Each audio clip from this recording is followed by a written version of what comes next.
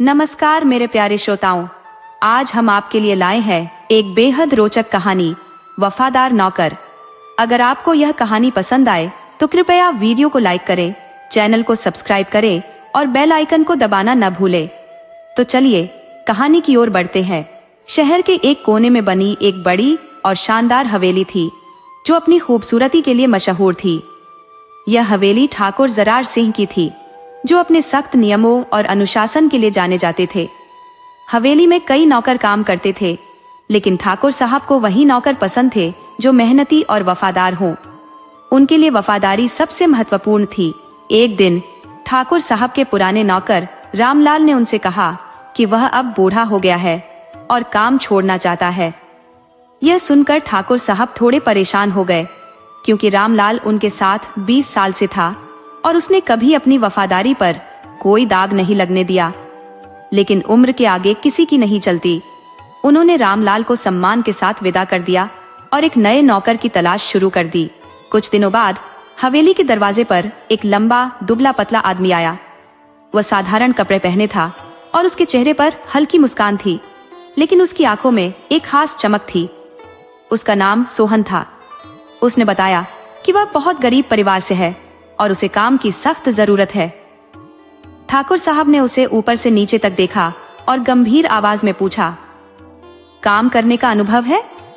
सोहन ने सिर झुकाकर जवाब दिया, हाँ सरकार, पहले भी कई जगह काम किया है। जो भी जिम्मेदारी दी जाएगी उसे पूरी ईमानदारी से निभाऊंगा।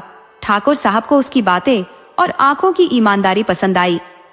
उन्होंने उसे काम पर रख लिया, लेकिन चेतावनी दी, यह हवेली सिर्फ काम करने की जगह नहीं है, यहाँ नियम भी बहुत सख्त है। अगर जरा सी भी गड़बड़ की तो अंजाम अच्छा नहीं होगा। सोहन ने सिर झुकाकर हामी भर दी। पहले कुछ दिन सोहन ने पूरी लगन से काम किया। वह सुबह जल्दी उठता, आंगन साफ करता, ठाकुर साहब के कपड़े तैयार करता और रसोई में भी मदद करता। हवेली के दूसरे नौकर भी उसकी मेहनत से प्रभावित हुए, लेकिन कुछ को उस पर शक भी होने लगा। सोहन ज्यादा बात नहीं करता था और काम खत्म करके अक्सर अकेला बैठा रहता, जैसे किसी सोच में खोया हो। कई बार उसे हवेली के बंद पड़े पुराने कमरों के आसपास घूमते देखा गया। कुछ पुराने नौकरों को यह अजीब लगा। एक रात जब सब सो चुके थे, हवेली के सबसे पुराने नौकर हरिया ने देखा कि सोहन चुपके से हवेली के पीछे वाले हिस्से की ओर जा रहा है। हरिया ने धीरे धीरे उसका पीछा किया। सोहन एक बड़े दरवाजे के पास रुका और इधर उधर देखने लगा कि कोई उसे देख तो नहीं रहा। फिर उसने धीरे से दरवाजे को धक्का दिया। दरवाजा हल्की आवाज के साथ खुल गया और वह अंदर चला गया। हरिया ने यह सब देखा और डर गया। वह घबराते हुए ठाकुर साहब के पास गया और बोला, मालिक, कुछ गड़बड़ है। वह नया नौकर हवेली के उस हिस्से में गया है जो सालों से बंद है। ठाकुर साहब की आंखों में गुस्सा आ गया। उन्होंने तुरंत अपनी बंदूक उठाई और कुछ अन्य नौकरों के साथ उस ओर चल पड़े। जब उन्होंने दरवाजा खोला तो अंदर का नजारा देखकर सभी चौंक गए। सोहन एक पुरानी अलमारी के सामने खड़ा था और उसमें कुछ ढूंढ रहा था। जैसे ही उसे पता चला कि वह पकड़ा गया, वह पीछे हटा और सिर झुकाकर खड़ा हो गया। ठाकुर साहब की आवाज गूंजी, ये क्या कर रहे थे तुम यहाँ? सोहन कुछ नहीं बोला। ठाकुर साहब ने अपनी बंदूक उसकी ओर तान दी। अगर सच नहीं बताया तो अभी गोली मार दूंगा। सोहन ने धीरे धीरे सिर उठाया। उसकी आंखों में डर था, लेकिन चेहरे पर एक अजीब सी शांति थी। उसने कहा, मालिक, सच बताने का सही वक्त अभी नहीं आया है, लेकिन इतना कह सकता हूँ कि जो कर रहा हूँ आपके ही भले के लिए कर रहा हूँ। यह सुनकर ठाकुर साहब और गुस्सा हो गए। उन्होंने अपने नौकरों को आदेश दिया, इसे एक कमरे में बंद कर दो। जब तक यह सच नहीं बताता इसे यहाँ से निकलने नहीं दिया जाएगा। सोहन को एक अंधेरे कमरे में बंद कर दिया गया, लेकिन उसने कोई विरोध नहीं किया। उसने बस इतना कहा, मालिक, मुझे बस एक मौका दीजिए। मैं आपको यकीन दिला दूंगा कि मैं कोई चोर या जासूस नहीं हूँ। अब सवाल यह था कि सोहन कौन था? वह हवेली के बंद हिस्से में क्या ढूंढ रहा था? क्या वह सच में वफादार था या किसी बड़ी साजिश का हिस्सा था? ठाकुर साहब ने अपने नौकरों को सख्त आदेश दिया कि सोहन को तब तक बाहर न आने दिया जाए जब तक वह सच नहीं बताता। हवेली के लोग इस अजीब घटना से डरे हुए थे। सबके मन में एक ही सवाल था, आखिर सोहन कौन है और वह क्या ढूंढ रहा था। हवेली के पुराने नौकर हरिया को तो पहले से ही उस पर शक था, लेकिन अब यह मामला और भी उलझ गया था। सोहन ने बंद कमरे में बैठकर एक पल के लिए भी घबराहट नहीं दिखाई। अगली सुबह ठाकुर साहब खुद उस कमरे में गए जहां सोहन को कैद किया गया था। उन्होंने दरवाजा खोला और अंदर कदम रखा। कमरे में हल्का अंधेरा था और सोहन कोने में बैठा था। उसके चेहरे पर कोई डर नहीं था, बल्कि एक अजीब सी शांति थी। ठाकुर साहब ने कड़क आवाज में पूछा, अब बताओ, तुम कौन हो और हवेली के बंद कमरे में क्या कर रहे थे?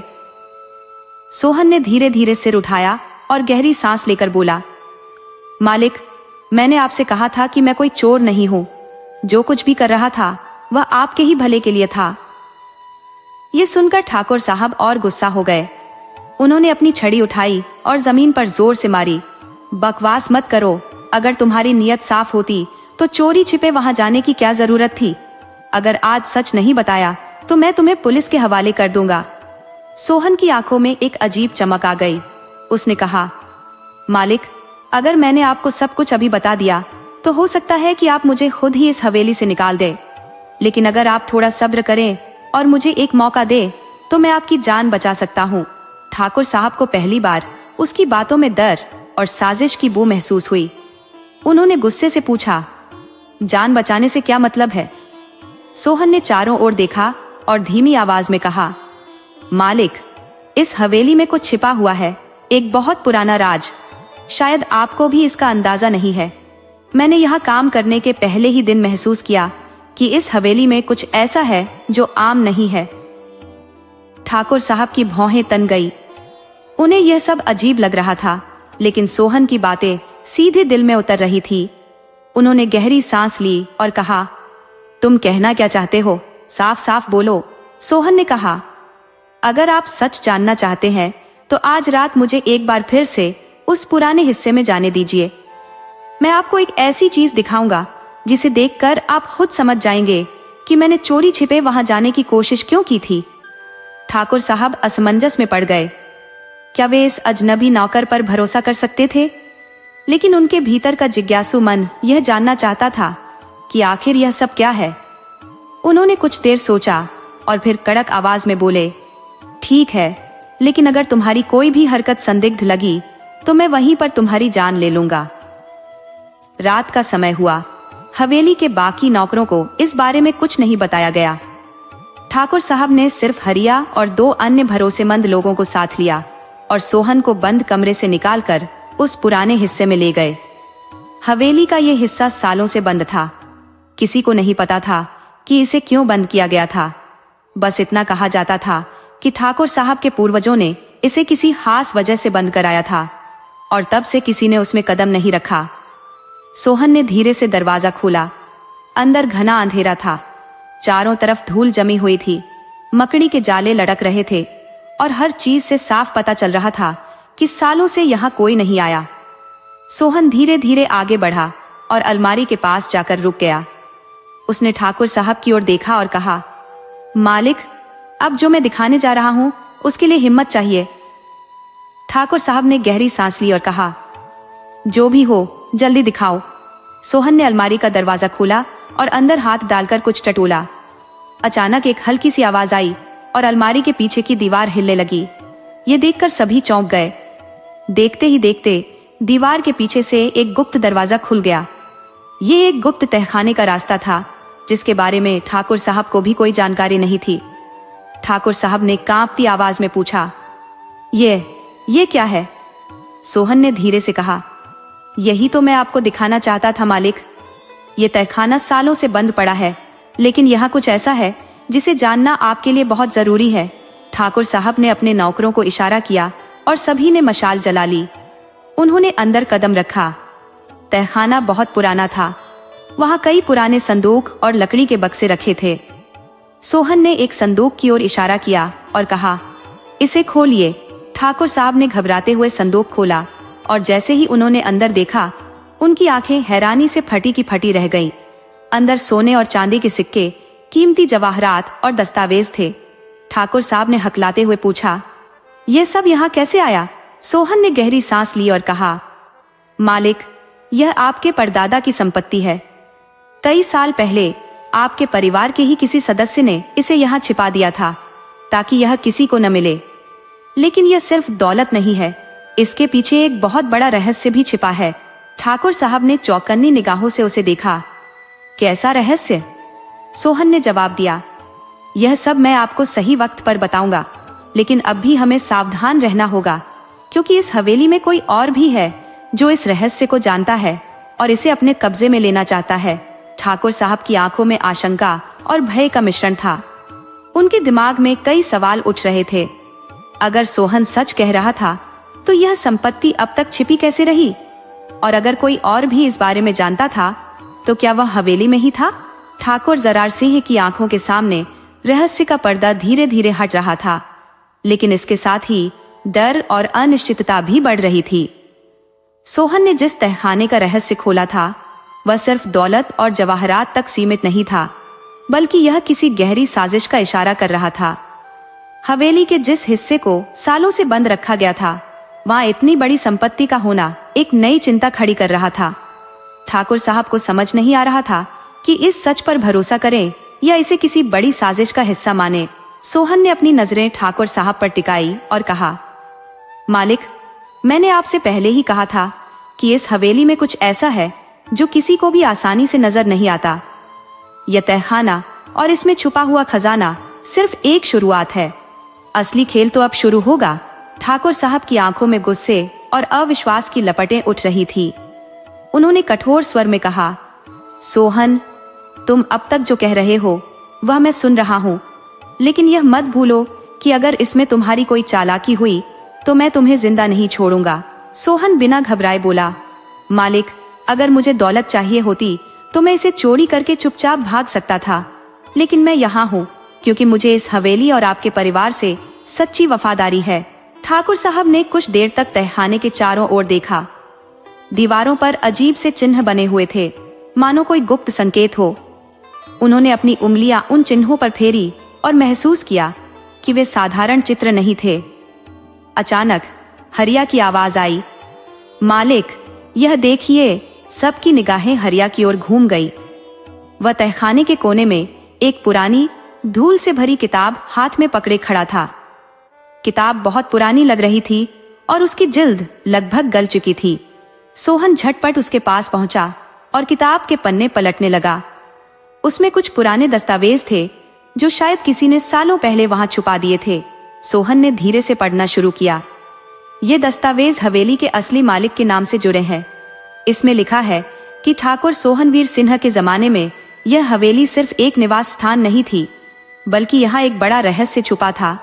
एक ऐसा रहस्य जिसे पीढ़ी दर पीढ़ी छुपा कर रखा गया। ठाकुर साहब की सांसें तेज हो गई। उन्होंने सोहन के हाथ से वह दस्तावेज छीन लिया और ध्यान से पढ़ने लगे। कुछ ही देर में उनका चेहरा सफेद पड़ गया। उनके हाथ कांप रहे थे। हरिया ने चिंता से पूछा, मालिक, इसमें क्या लिखा है? ठाकुर साहब ने कांपती आवाज में कहा, इसमें लिखा है कि यह हवेली सिर्फ मेरे पूर्वजों की संपत्ति नहीं थी, बल्कि इसके नीचे एक ऐसा तहखाना है जिसमें वह खजाना रखा गया है जिसे मुगलों के जमाने में लूट लिया गया था। यह खजाना आज भी यहीं कहीं छुपा हुआ है, लेकिन इसे पाने के लिए एक विशेष निशान ढूंढना होगा। सोहन ने गहरी सांस ली और कहा, मालिक, इसका मतलब यह हुआ कि इस हवेली में अब भी एक और रहस्य छुपा हुआ है। ठाकुर साहब ने तुरंत आदेश दिया कि तहखाने के हर कोने की अच्छे से जांच की जाए। लेकिन इतने सालों तक यह खजाना किसी को क्यों नहीं मिला? और सबसे महत्वपूर्ण सवाल, अगर यह खजाना यही था तो क्या किसी और को भी इसकी जानकारी थी? अचानक हवेली के बाहर से कुत्तों के भौंकने की आवाज आने लगी। सोहन सतर्क हो गया।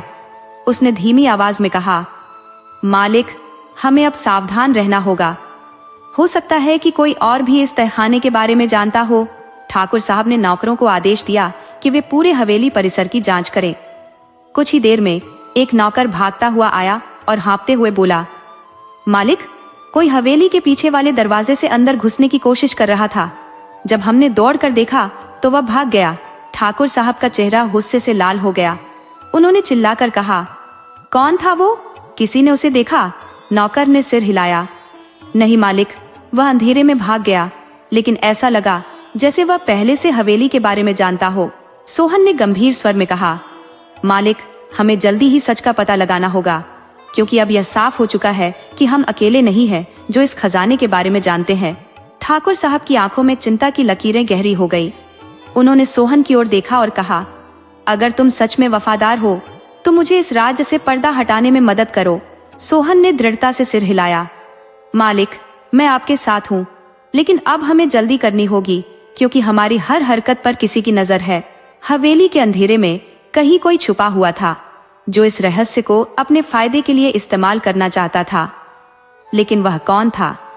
क्या वह हवेली का कोई पुराना नौकर था या कोई बाहरी व्यक्ति जो लंबे समय से इस खजाने के पीछे था?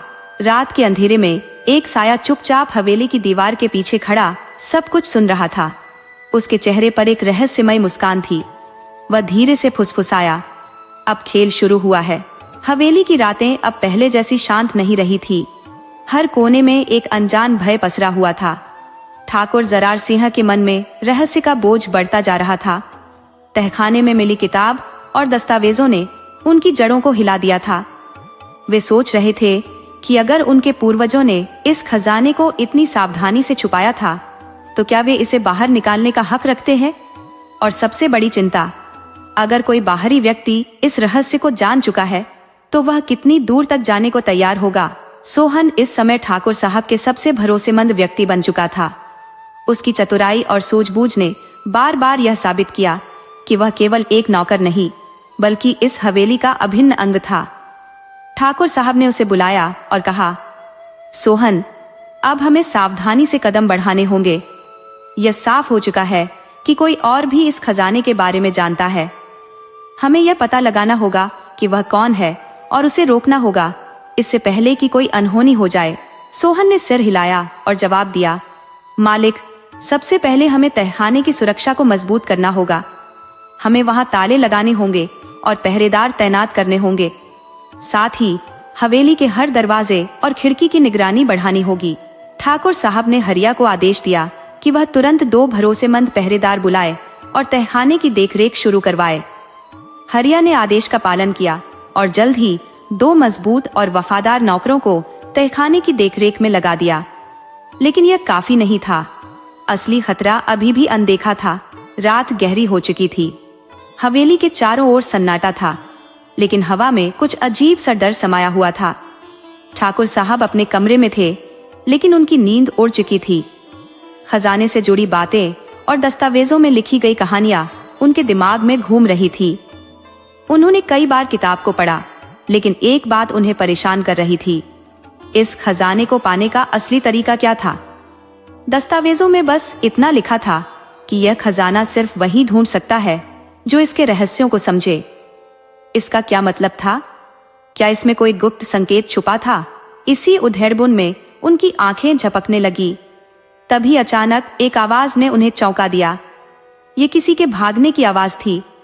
उन्होंने झटपट उठकर खिड़की से बाहर झांका, लेकिन कुछ भी दिखाई नहीं दिया। फिर उन्होंने सोहन को बुलाया। सोहन तुरंत पहुंचा और बोला, मालिक, क्या हुआ? ठाकुर साहब ने गंभीर स्वर में कहा, मैंने किसी को भागते हुए सुना है। लगता है कोई हवेली के अंदर घुसा था। सोहन चौकन्ना हो गया। उसने हरिया को बुलाकर कहा, फौरन पूरे हवेली की तलाशी लो, देखो कहीं कोई घुसपैठिया तो नहीं। हरिया अपने साथ कुछ लोगों को लेकर हवेली के हर कोने की जांच करने लगा। कुछ ही देर में वह लौटा और बोला, मालिक, हमने हर जगह देखा, लेकिन कोई नहीं मिला। सोहन सोच में पड़ गया। अगर कोई सच में घुसा था तो वह कहाँ गायब हो गया? क्या उसने तहखाने में प्रवेश किया था? ये सोचकर वे सभी तुरंत तहखाने की ओर दौड़े। जब वे वहां पहुंचे तो सब कुछ वैसा ही था जैसा उन्होंने छोड़ा था। लेकिन जब सोहन ने दीवारों को ध्यान से देखा तो उसे कुछ अजीब महसूस हुआ। एक जगह पर हल्की सी मिट्टी उखड़ी हुई थी, मानो किसी ने उसे छूने की कोशिश की हो। उसने अपने हाथ से मिट्टी हटाई तो एक पत्थर का टुकड़ा नजर आया जो बाकी दीवार से अलग था। सोहन ने उस पत्थर को हल्के से धक्का दिया और तभी अचानक एक गुप्त दरवाजा खुल गया। सब लोग हैरानी से उस दरवाजे की ओर देखने लगे। यह दरवाजा तहखाने के अंदर एक और रास्ते की ओर जाता था। अंदर घना अंधेरा था, लेकिन ठंडी हवा का झोंका महसूस किया जा सकता था। सोहन ने एक मशाल जलाई और धीरे धीरे अंदर बढ़ा। ठाकुर साहब और हरिया भी उसके पीछे पीछे चल दिए। रास्ता संकरा था और उसकी दीवारों पर अजीब से चित्र बने हुए थे। कुछ दूर चलने के बाद वे एक बड़े कमरे में पहुंचे। यह कमरा किसी प्राचीन मंदिर जैसा लग रहा था। वहां कुछ मूर्तियां थी और जमीन पर संस्कृत में कुछ लिखा हुआ था। लेकिन सबसे खास बात यह थी कि कमरे के बीचों बीच एक बड़ा सा संदूक रखा था। ठाकुर साहब की आंखें चमक उठी। क्या यह वही खजाना था जिसकी उन्हें तलाश थी? उन्होंने धीरे से संदूक के ढक्कन को छूने की कोशिश की, लेकिन जैसे ही उन्होंने उसे खोलने की कोशिश की, अचानक पूरे कमरे में एक रहस्यमय आवाज गूंजने लगी। जो इस खजाने को लेने आया है वह इसकी कीमत चुकाने के लिए तैयार रहे। ठाकुर साहब घबरा गए। उन्होंने चारों ओर देखा, लेकिन वहां कोई नहीं था। आवाज कहां से आ रही थी? क्या यह उनकी कल्पना थी या सच में कोई आत्मा इस खजाने की रक्षा कर रही थी? सोहन ने धीरे से कहा, मालिक, ये जगह हमें सावधान रहने के लिए कह रही है। हमें जल्दबाजी नहीं करनी चाहिए। पहले यह समझना होगा कि यहाँ लिखा क्या है। ठाकुर साहब ने अपने डर को दबाते हुए जमीन पर लिखे शब्दों को पढ़ने की कोशिश की। कुछ शब्द समझ में आ रहे थे, बलिदान, वफादारी और सच। सोहन ने अनुमान लगाया, मालिक, हो सकता है कि यह खजाना ऐसे ही न खोला जा सके। इसके लिए कुछ करना होगा, शायद कोई शपथ या बलिदान देना होगा। ठाकुर साहब सोच में पड़ गए। क्या यह सच में कोई जादुई खजाना था या फिर यह उनके पूर्वजों द्वारा लगाया गया कोई सुरक्षा तंत्र था? लेकिन इससे पहले कि वे किसी नतीजे पर पहुंचते, हवेली के ऊपर से एक जोरदार आवाज आई। किसी ने दरवाजा तोड़ने की कोशिश की थी। सोहन तेजी से बोला, मालिक, अब समय नहीं है। कोई हवेली में जबरदस्ती घुसने की कोशिश कर रहा है। सब लोग तेजी से तहखाने से बाहर की ओर भागे। जैसे ही वे ऊपर पहुंचे, उन्हें सामने का दरवाजा टूटा हुआ मिला। 4 नकाबपोश लोग हवेली के अंदर घुस चुके थे। उनके हाथों में हथियार थे और उनके इरादे खतरनाक लग रहे थे। ठाकुर साहब गुस्से से गरजे, कौन हो तुम लोग? हमारी हवेली में क्या कर रहे हो? उनमें से एक आदमी ठहाका मारकर हंसा और बोला, हमें वह चीज चाहिए जो तुम्हारे तहखाने में छुपी हुई है। अगर तुम हमें आसानी से दे दोगे तो तुम्हारी जान बच सकती है, वरना। सोहन तुरंत समझ गया कि यह मामला बहुत गंभीर हो चुका है। अब यह केवल खजाने की खोज नहीं, बल्कि उनकी जान की भी लड़ाई थी। आखिर यह लोग कौन थे? क्या वे खजाने के बारे में सब कुछ जानते थे? क्या ठाकुर साहब और सोहन इस खतरे से बचकर खजाने तक पहुंच पाएंगे, या यह खजाना उनके लिए मौत का कारण बनेगा? हवेली में सन्नाटा पसरा हुआ था, लेकिन यह शांत माहौल तूफान से पहले की खामोशी थी। ठाकुर जरार सिंह, सोहन और हरिया दरवाजे के पास खड़े 4 नकाबपोशों को घूर रहे थे, जिनकी आंखों में खून सवार था। हथियारों से लैस ये अजनबी हवेली में घुस चुके थे और अब सीधा खजाने की मांग कर रहे थे। ठाकुर साहब की पकड़ अपनी तलवार पर कस गई, लेकिन वह जानते थे कि 4 लोगों के खिलाफ बिना योजना के लड़ाई शुरू करना समझदारी नहीं होगी। सोहन ने फुसफुसाते हुए ठाकुर साहब से कहा, मालिक, यह लोग पहले से सब जानते हैं। अगर इन्होंने तहखाने की गुप्त सुरंग का पता लगा लिया तो खजाना इनके हाथ में होगा। हमें इनसे निपटने की कोई तरकीब निकालनी होगी। ठाकुर साहब ने गहरी सांस ली और नकाबपोशों से बोले, तुम्हें किसने बताया कि हमारे तहखाने में खजाना है? उनमें से एक आदमी आगे बढ़ा और ठंडी आवाज में बोला, ये सवाल पूछने का समय नहीं है ठाकुर साहब। हमें जो चाहिए वो हमें चाहिए, वरना खून बहेगा। ठाकुर साहब ने नजर घुमाई। सोहन ने हल्की सी आंखों से इशारा किया कि कुछ करने की जरूरत है। तभी अचानक हवेली के दूसरे दरवाजे की ओर से कुछ नौकर चिल्लाते हुए आए और नकाबपोशों का ध्यान भटक गया। सोहन ने मौके का फायदा उठाकर एक लकड़ी का भारी टुकड़ा उठाया और तेजी से सामने वाले नकाबपोश के सिर पर दे मारा। वह लड़खड़ाकर गिर पड़ा।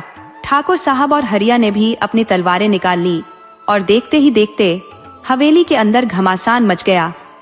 सोहन ने 2 नकाबपोशों को अकेले संभाल लिया था। उसकी फुर्ती और चालाकी देखकर ठाकुर साहब भी दंग रह गए। लेकिन तभी पीछे से एक और नकाबपोश ने सोहन पर हमला कर दिया। वह लड़खड़ा गया, लेकिन गिरते गिरते उसने पास पड़ा हुआ जलता हुआ दीपक उठा लिया और सीधे हमलावर की आंखों पर दे मारा। दर्द से तड़पता हुआ वह आदमी चिल्लाने लगा। ठाकुर साहब ने अपने सामने वाले हमलावर को परास्त कर दिया था, लेकिन एक नकाबपोश अभी भी बचा था। वह सबसे खतरनाक लग रहा था। उसने हवा में अपनी तलवार घुमाई और सीधा ठाकुर साहब की ओर बढ़ा। लेकिन तभी सोहन ने तेजी से एक मोटी रस्सी उठाई और उस आदमी के पैरों में लपेट दी। वह लड़खड़ाकर नीचे गिरा और ठाकुर साहब ने झपट कर उसकी तलवार छीन ली। चारों नकाबपोश अब बेबस पड़े थे। सोहन ने एक को पकड़कर उसका नकाब खींच दिया। जैसे ही चेहरा सामने आया, सब चौंक गए। ये हवेली का ही एक पुराना नौकर निकला, जिसे कुछ समय पहले चोरी के इल्जाम में निकाल दिया गया था। ठाकुर साहब गुस्से से गरजे, तुम यहाँ क्या कर रहे हो? वह आदमी डरते हुए बोला, मुझे माफ कर दीजिए मालिक, मुझे किसी ने पैसे देकर इस खजाने की खबर दी थी। उसने कहा था कि हवेली के तहखाने में बेशकीमती खजाना छुपा है और अगर मैं उसे निकालने में मदद करूं तो वह मुझे हिस्सा देगा। सोहन ने सख्त आवाज में पूछा, वह आदमी कौन है? नौकर ने कांपते हुए जवाब दिया, मुझे उसका नाम नहीं पता, लेकिन वह बाहर वाले इलाके से आया था। उसने कहा था कि वह ठाकुर खानदान के पुराने दस्तावेजों के बारे में सब जानता है। वह जानता था कि खजाने का रहस्य अभी तक सुलझा नहीं है और उसने मुझे बताया कि अगर मैं अंदर जाकर देखूं तो हमें वह रास्ता मिल जाएगा जो खजाने तक ले जाता है। ठाकुर साहब ने गहरी सांस ली। इसका मतलब यह था कि कोई और भी इस रहस्य के पीछे था, कोई ऐसा जो सिर्फ खजाना लूटने के लिए नहीं बल्कि इसके हर रहस्य को समझने के लिए काम कर रहा था। सोहन ने ठाकुर साहब से कहा, मालिक, हमें तहखाने की सुरक्षा और बढ़ानी होगी। खजाने को तब तक नहीं निकालना चाहिए जब तक हमें पूरी तरह यकीन न हो जाए कि यह सुरक्षित रहेगा। ठाकुर साहब ने सिर हिलाया और तुरंत आदेश दिया कि तहखाने के दरवाजे को लोहे की चादरों से बंद किया जाए और वहां पर पहरेदारों की तैनाती कर दी जाए। इसके अलावा उन्होंने गांव के प्रधान को बुलवाकर इन नकाबपोशों को सौंप दिया ताकि आगे की कार्रवाई की जा सके। लेकिन यह सब होने के बाद भी ठाकुर साहब की बेचैनी कम नहीं हुई। वे जानते थे कि यह खतरा अभी पूरी तरह से टला नहीं था। असली खिलाड़ी अभी तक सामने नहीं आया था।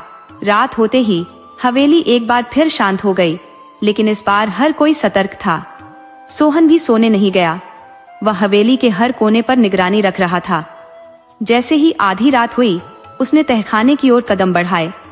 वहां पहुंचकर उसने दीवारों पर बने चिन्हों को ध्यान से देखा। अचानक उसे याद आया कि पुरानी किताब में लिखा था, वफादारी ही खजाने की कुंजी है। सोहन सोच में पड़ गया। क्या इसका मतलब यह था कि खजाने को खोलने के लिए कोई बलिदान देना होगा, या सिर्फ एक सच्चे और वफादार व्यक्ति के हाथों से ही यह खजाना खुल सकता है? वह तहखाने के केंद्र में रखे संदूक के पास गया और धीरे से उसे छूने की कोशिश की। लेकिन जैसे ही उसने उसे छुआ, अचानक पूरे तहखाने में हलचल मच गई। दीवारों पर बनी आकृतियां चमकने लगी और जमीन हिलने लगी।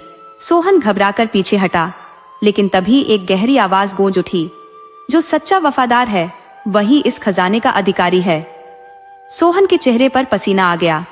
क्या यह हवेली सच में जादुई थी या यह केवल एक पुराने रहस्य का हिस्सा था? ठाकुर साहब भी आवाज सुनकर तहखाने में आ पहुंचे। उन्होंने सोहन को हैरानी से देखा और पूछा, क्या हुआ? सोहन ने कांपते हुए कहा, मालिक, लगता है यह खजाना किसी आम आदमी के लिए नहीं है। यह किसी सच्चे और वफादार व्यक्ति का इंतजार कर रहा है। ठाकुर साहब कुछ सोचते हुए संदूक की ओर बढ़े, लेकिन जैसे ही उन्होंने उसे छूने की कोशिश की, फिर से वही आवाज गूंज उठी, वफादारी की परीक्षा अभी बाकी है। ठाकुर साहब और सोहन एक दूसरे की ओर देखने लगे। क्या इस खजाने को पाने के लिए वाकई कोई परीक्षा देनी होगी? और अगर हाँ, तो वह परीक्षा क्या होगी? इसी रहस्य के साथ हवेली में एक नई सुबह होने वाली थी, लेकिन अब सवाल यह था, क्या इस खजाने का असली हकदार कोई इंसान था या यह हमेशा के लिए एक रहस्य ही बना रहेगा?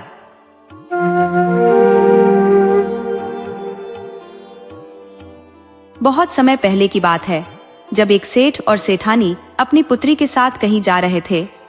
यात्रा के दौरान उनकी भेंट एक वृद्ध व्यक्ति से हुई। वृद्ध ने सेठ की बेटी से कहा, बेटी, क्या तुम मुझे सड़क पार करवा दोगी? सेठ की बेटी ने विनम्रता से उत्तर दिया, हाँ बाबा, अवश्य। उसने देखा कि वृद्ध अत्यंत दुर्बल थे, इसलिए उसने आदरपूर्वक उनका हाथ थाम लिया और धीरे धीरे उन्हें सड़क पार करवा दिया। वृद्ध के साथ सेठ और सेठानी भी सुरक्षित रूप से सड़क के उस पार पहुंच गए। सड़क पार करते ही वृद्ध ने सेठ की बेटी के हाथ में बांस की छोटी टोकरी देखी और पूछा, बिटिया, इस डलिया में क्या रखा है? सेठ की बेटी ने मुस्कुराते हुए उत्तर दिया, बाबा, इसमें मेरी पसंद का भोजन है जिसे मैं हमेशा अपने साथ रखती हूँ। ये सुनकर वृद्ध ने विनती की, बेटी, क्या मुझे एक मिठाई खाने के लिए दे सकती हो? इस पर सेठ की बेटी ने गंभीरता से कहा, मुझे क्षमा करें बाबा, इस भोजन में से तो मैं अपने माता पिता को भी नहीं देती। वृद्ध उनकी इस दृढ़ता और संकल्प से प्रभावित हुए। सेठ जी की बेटी ने दृढ़ता से कहा, बाबा, मैं इसे आपको कैसे दे सकती हूँ? फिर उसने एक बार और समझाया, सड़क की इस ओर मेरे माता पिता है जो इसे पार कर यहाँ तक आए हैं और सराय में भोजन कर रहे हैं। आप भी वहीं बैठिए और कुछ भोजन ग्रहण कीजिए। बूढ़े बाबा ने आग्रह करते हुए कहा, बेटी, क्या थोड़ी सी मिठाई में बांट नहीं सकती?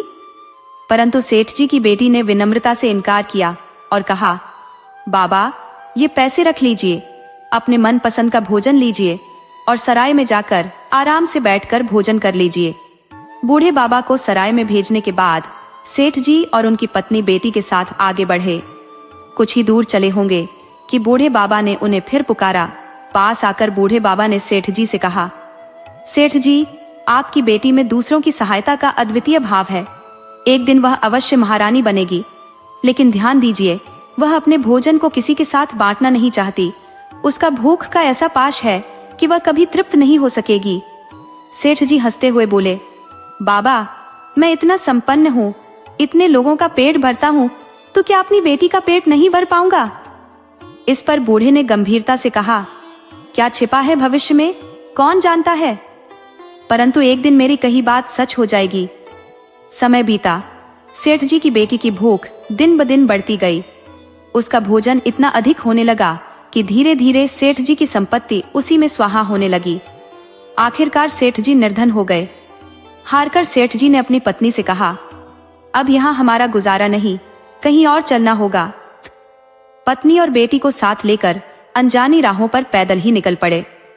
कुछ ही दिनों में पास के बचे खुचे पैसे भी बेटी के भोजन में खत्म हो गए। चलते चलते सेठ जी मन ही मन बूढ़े बाबा को याद कर पछताते रहे। काश उस दिन उनसे क्षमा मांग ली होती। अचानक उन्होंने एक सुंदर महल देखा। बेटी ने जिद करना शुरू कर दिया, पिताजी, भूख लगी है, कुछ खाने को दीजिए। महल को देख वह खुशी से चिल्लाई, इतना विशाल महल, इसके भीतर जरूर कुछ भोजन मिलेगा, मैं भीतर जा रही हूँ। सेठ जी और उनकी पत्नी ने उसे रोकने का प्रयत्न किया, पर वह दौड़कर महल में प्रवेश कर गई। सेठ और उनकी पत्नी जैसे तैसे महल के द्वार तक पहुंचे, परंतु दरवाजा बंद हो चुका था।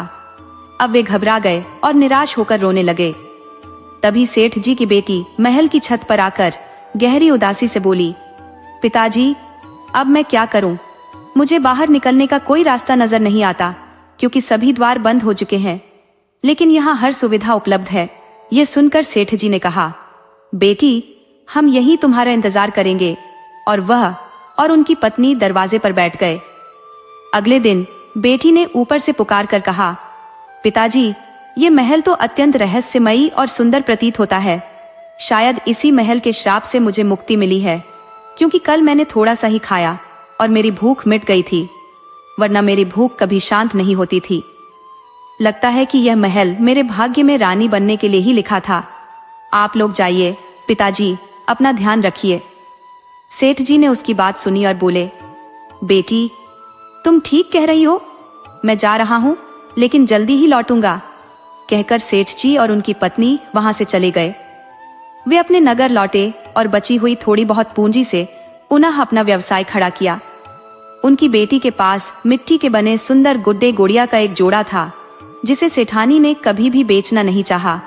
यहाँ तक कि कठिन परिस्थितियों में भी उन्होंने उसे अपनी बेटी की निशानी के रूप में संभाल कर रखा। उधर महल में उनकी बेटी ने हर ओर का अवलोकन करना शुरू कर दिया। वहां हर प्रकार की सुविधा मानो जादुई ढंग से विद्यमान थी। महल के बीचों बीच एक सुंदर तालाब था। थकान मिटाने के लिए उसने उसमें स्नान किया और महल में घूमने लगी। एक कक्ष में पहुंचते ही उसने देखा कि एक आकर्षक राजकुमार बिस्तर पर पड़ा था, जिसके शरीर पर कई सुइयां चुभी हुई थी। उसके हृदय में अजीब सा भाव उत्पन्न हुआ। उसने पास में रखी चांदी की कटोरी उठाई और प्रतिदिन उस राजकुमार के शरीर से सुइयां निकालने लगी। महल में उनके सिवा कोई और न था, लेकिन वहां हर प्रकार की आवश्यक वस्तु प्रचुर मात्रा में उपलब्ध थी। जब उसे भूख लगती तो वह रसोई में जाकर अपनी इच्छानुसार भोजन बना लेती, क्योंकि वहां अन्न की कोई कमी न थी।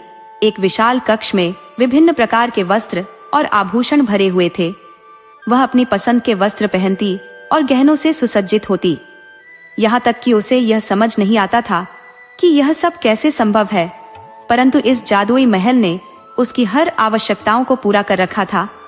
कलावती अपनी इच्छा के अनुसार महल के हर वस्त्र और आभूषणों का उपयोग करती, फिर मनोयोग से राजकुमार के शरीर से हर सुई को निकालने के कार्य में जुट जाती।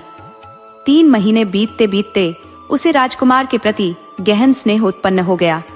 वह पूरी लगन के साथ राजकुमार के शरीर से सुइयां निकालती रही और इस तरह करते करते 2 वर्ष बीत गए। इस अवधि में उसने राजकुमार के शरीर से अधिकांश सुइयां निकाल दी। अब बस उसकी गर्दन और चेहरे पर कुछ ही सुइयां शेष थी। इस बीच कलावती के पिता फिर से अपने पुराने व्यवसाय में जुट गए और दिन रात कड़ी मेहनत से उनका व्यापार पहले से कहीं अधिक फलने फूलने लगा। सेठ जी अब फिर से संपन्न हो गए थे। उन्होंने अपनी बेटी कलावती को खोजने का अथक प्रयास किया, किंतु जिस रहस्यमयी महल में उन्होंने उसे छोड़ा था, वह स्थान अब कहीं दिखाई नहीं देता था। महल में कैद रहकर कलावती मनुष्यों के साथ संपर्क के लिए तरसने लगी। एक दिन महल के बाहर से गुजरते हुए कुछ लोगों को उसने अपने झरोखे से पुकारा और उनसे पूछा, इस दासी की क्या कीमत है? जवाब में विक्रेता ने कहा, महारानी, आपकी इच्छा के अनुसार दे दीजिए। कलावती भीतर जाकर ढेरों आभूषण नीचे फेंक देती है और पूछती है, परंतु यह ऊपर कैसे आएगी? उस लड़की ने सुझाव दिया, आप झरोखे के कुंदे से एक रस्सी बांध दे, मैं उस पर चढ़कर ऊपर आ जाऊंगी। कलावती ने वैसा ही किया और कुछ ही समय में वह लड़की, जिसका नाम शकुंतला था, झरोखे के माध्यम से महल में प्रवेश कर गई। शकुंतला के आने से कलावती को साथ मिल गया और उसका मन भी कुछ बहलने लगा, किंतु अपने हृदय में राजकुमार के प्रति गहरी आसक्ति के कारण उसने शकुंतला को राजकुमार के कक्ष के निकट भी नहीं जाने दिया। वह नहीं चाहती थी कि उसके अलावा कोई और उसकी प्रियतम छवि को देखे। महल में कार्यों की अधिकता नहीं थी, क्योंकि हर सुबह जब कलावती उठती तो महल पूरी तरह स्वच्छ और व्यवस्थित मिलता। शकुंतला भी इस रहस्यमयी स्थान में प्रसन्न थी और कलावती को अपनी मालकिन मानकर उसकी हर आज्ञा का पालन करती। दोनों साथ मिलकर भोजन करती और बाकी कार्यों को निपटाती, किंतु कलावती शीघ्र ही सारे कार्य समाप्त कर अपने कक्ष में स्वयं को एकांत में बंद कर लेती और बहुत ही कम बातों में शकुंतला के साथ संवाद करती थी। शकुंतला के मन में धीरे धीरे संदेह उत्पन्न होने लगा कि ऐसा क्या है जो मालकिन उससे छुपा रही है। इसी असमंजस में 3 महीने और बीत गए। शकुंतला के महल में आने के कुछ समय बाद कलावती ने राजकुमार के चेहरे से भी सारी सुइयां निकाल दी। अब केवल उसकी पलकों पर ही कुछ सुइयां शेष थी। एक सुबह जब कलावती की आंखें खुली तो उसने सोचा कि वह नहा धोकर और सज संवर कर राजकुमार की पलकों पर से अंतिम सुइयां भी निकाल देगी, ताकि जिस प्रकार वह राजकुमार की सुंदरता पर मोहित हुई है, उसी प्रकार राजकुमार भी उसकी सुंदरता पर मोहित हो जाए। कलावती महल के आंगन में स्थित तालाब की ओर स्नान के लिए चली गई। शकुंतला ने उसे चंदन का उबटन लेकर जाते हुए देखा तो उसके चेहरे पर एक मुस्कान आई। उसने मजाक में कहा, आज दीदी किसी खास के लिए सज संवर रही है क्या? लगता है किसी से प्रेम हो गया है। शकुंतला की बात सुनकर कलावती के गाल शर्म से लाल हो गए और उसने मुस्कुराते हुए कहा, ऐसी कोई बात नहीं है, बस यूं ही चंदन के उबटन से स्नान का मन हो गया। कलावती ने राजकुमार के कमरे में किसी को प्रवेश की अनुमति नहीं दी थी सिवाय उसके। शकुंतला को पूरे महल में स्वतंत्रता थी, परंतु उस कमरे में जाने पर पाबंदी थी, जिससे उसकी जिज्ञासा और भी बढ़ गई थी। आखिर उस कमरे में ऐसा क्या था? कलावती नहाकर गहनों और वस्त्रों से सजी धजी आईने के सामने तैयार हो रही थी। यह देख शकुंतला को मौका मिल गया। वह चुपके से उस कमरे की ओर बढ़ी और दरवाजा खोलकर अंदर प्रवेश कर गई। वहां उसने राजकुमार को बेहोश अवस्था में बिस्तर पर देखा। इस दृश्य ने उसे मंत्रमुग्ध कर दिया। कमरे के एक कोने में रखी चांदी की कटोरियों में भरी सुइयों को देख वह समझ गई कि कलावती इस कमरे में क्या करती थी। झटपट उसने राजकुमार की पलकों पर से सुइयां निकाल दी। जैसे ही आखिरी सुई हटाई, राजकुमार ने अपनी आंखें खोली। उसने पहली नजर में ही शकुंतला को देखा और उसके हाथों को थाम लिया। फिर भाव विह्वल होकर बोला, मेरी प्राणदाता, वर्षों से मैं तुम्हारे ही इंतजार में था। तुमने मुझे इस श्राप से मुक्ति दिलाई। मैं उस युवती से विवाह करूंगा जिसने मुझे इस कैद से मुक्त किया है। क्या तुम मुझसे विवाह के लिए तैयार हो? जैसे ही राजकुमार ने शकुंतला का हाथ थामा, उसी पल कलावती भी दरवाजे पर आ खड़ी हुई। उसकी आंखों में अव्यक्त भाव उमड़ रहे थे। राजकुमार के सम्मुख शकुंतला का यह भव्य रूप देखकर वह चकित रह गए। उन्होंने पूछा, यह लड़की कौन है? तब शकुंतला ने अपने मन में उपजी लालसा के वशीभूत होकर उत्तर दिया, यह मेरी दासी है। मुझे अकेले यहाँ मन नहीं लग रहा था, अतः इसे अपने साथ रख लिया। राजकुमार ने कुछ क्षण उसे देखा और कहा, परंतु यह तो बिल्कुल महारानी जैसी सजी हुई है, जबकि तुमने स्वयं को दासी जैसा सादा रखा है। इस पर शकुंतला मुस्कुराई और बोली, आपको देखकर मेरे हृदय में तुरंत प्रेम का संचार हुआ। आपके शरीर से सुइयां निकालने के कार्य में ही इतना व्यस्त रही कि स्वयं को संवारने का समय ही न मिला। ये लड़की सुंदर अवश्य है, परंतु उसका सौंदर्य केवल अच्छे भोजन और वस्त्रों के कारण निखर गया है।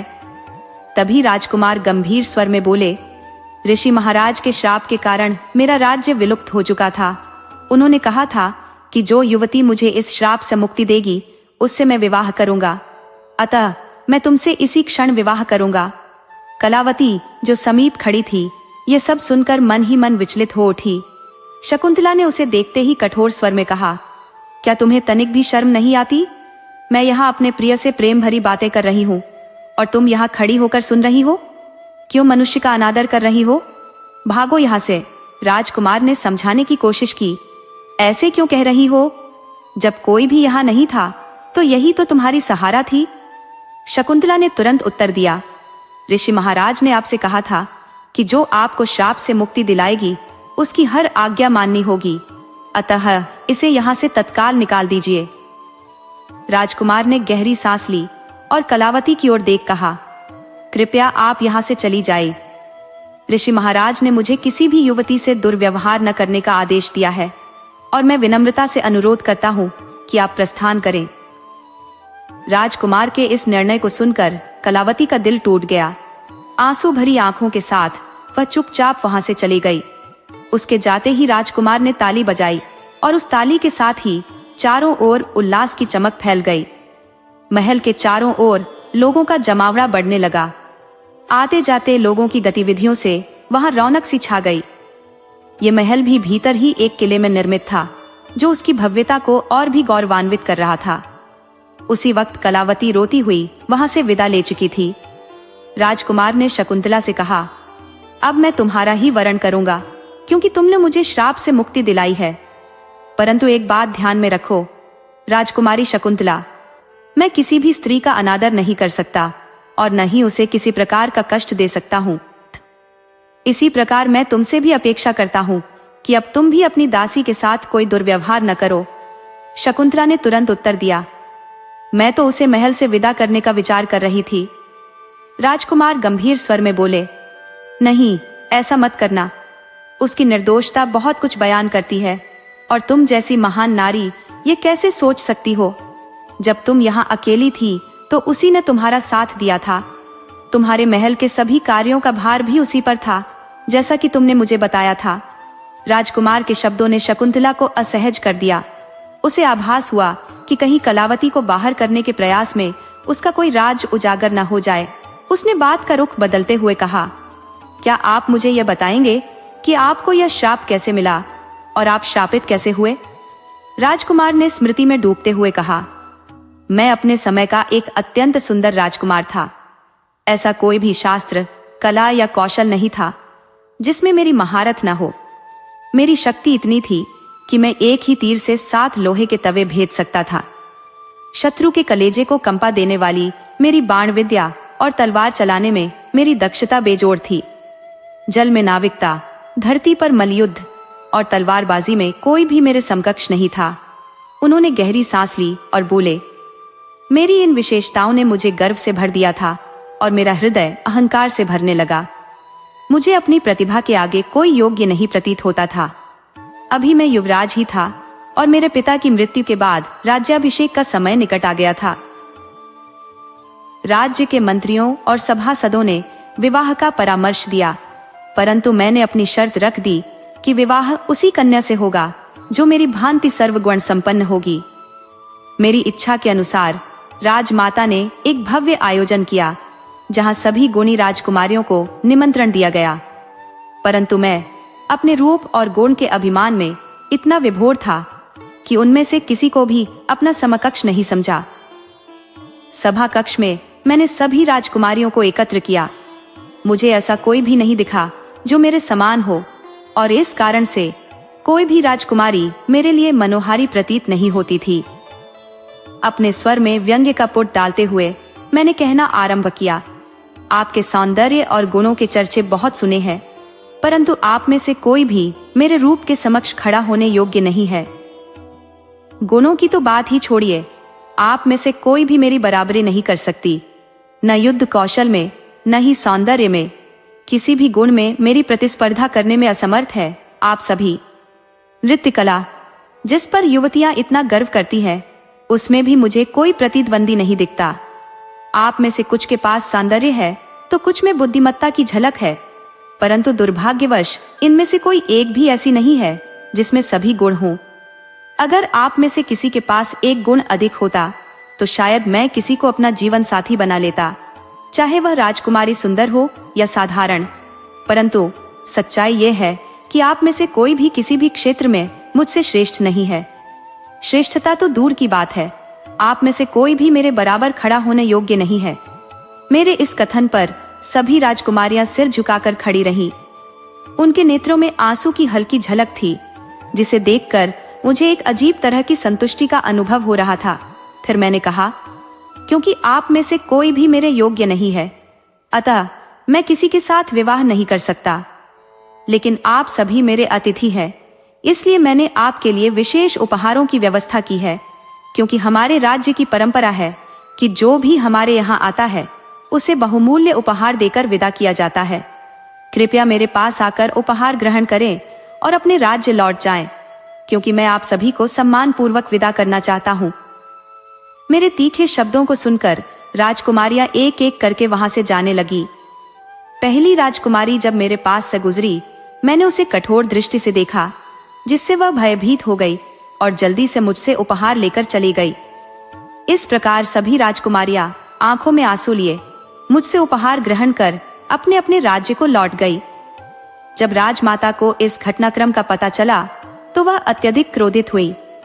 उन्होंने घोषणा की कि मैं अब केवल एक बालिका राजकुमारी से ही विवाह करूंगा, लेकिन उनके सभा कक्ष में पहुंचने तक एक अंतिम राजकुमारी मुझसे उपहार लेकर प्रस्थान करने ही वाली थी।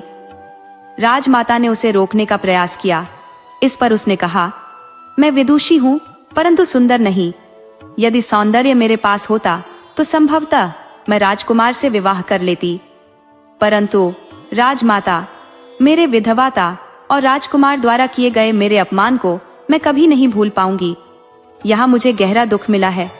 मेरा अंतर्मन सदैव राजकुमार से प्रतिशोध की भावना से भरा रहेगा। राजकुमार अपने रूप के अभिमान में चूर है और यही अभिमान उनके पतन का कारण बनेगा। मुझे स्वयं नहीं पता कि मैं इस प्रतियोगिता में भाग लेने क्यों आई। मुझे आना ही नहीं चाहिए था। उसकी आंखों में आंसू छलक रहे थे। उसने रुद्ध स्वर में कहा, राजमाता, मैं इतनी अपमानित और लज्जित महसूस कर रही हूं कि यहाँ आने के बाद मुझे अपने जीवन का भी कोई मूल्य नहीं दिखता। मैं इस अपमान के साथ नहीं जी सकती। वह रोते हुए वहां से जाने लगी। राजमाता ने उसे रोकने का प्रयास किया, लेकिन उसने राजमाता का हाथ छुड़ाकर कहा, यदि राजकुमार मुझसे विवाह करेंगे तो उनका जीवन सुखमय नहीं रहेगा। इसका प्रभाव आपके राज्य पर भी पड़ेगा। राज्य की प्रजा भी दुखी रहेगी। बेहतर है कि आप मुझे जाने दें। वह राजकुमारी अत्यंत सुंदर थी और शायद वही एकमात्र राजकुमारी थी जिसने मुझे कुछ हद तक आकर्षित किया था, परंतु अपने घमंड में मैंने उसका भी अपमान कर दिया था। कुछ समय बाद हमें यह खबर मिली कि वह राजकुमारी अपने राज्य पहुंचते ही अपने कक्ष में बंद हो गई थी और अपमान सहन न कर पाने के कारण उसने अन्न जल का त्याग कर दिया। अंततः उसकी मृत्यु का समाचार हमारे पास पहुंचा। जब यह समाचार राजमाता को मिला तो वे गहरे शोक में डूब गई। उन्होंने मुझसे कहा, मानती हूं कि वह राजकुमारी उतनी सुंदर नहीं थी, परंतु तुम्हारी कसौटी पर केवल वही खरी उतरी थी। उसका त्याग करके तुमने एक बड़ा पाप किया है। अब चलो उसके राज्य में जाकर शोक व्यक्त करें। परंतु मैं अपने अहंकार में डूबा उस समय उनके साथ नहीं गया। मैंने कहा, यह विदुषी थी, उसे खुद को अधिक सजग और संजीदा बनाना चाहिए था, परंतु उसने एक मूर्ख की तरह हिम्मत हार दी। ऐसी विदुषी के लिए मैं शोक व्यक्त करने नहीं जाऊंगा, यह मेरे लिए असंभव है। आप चाहें तो जाइए, लेकिन मैं नहीं चलूंगा।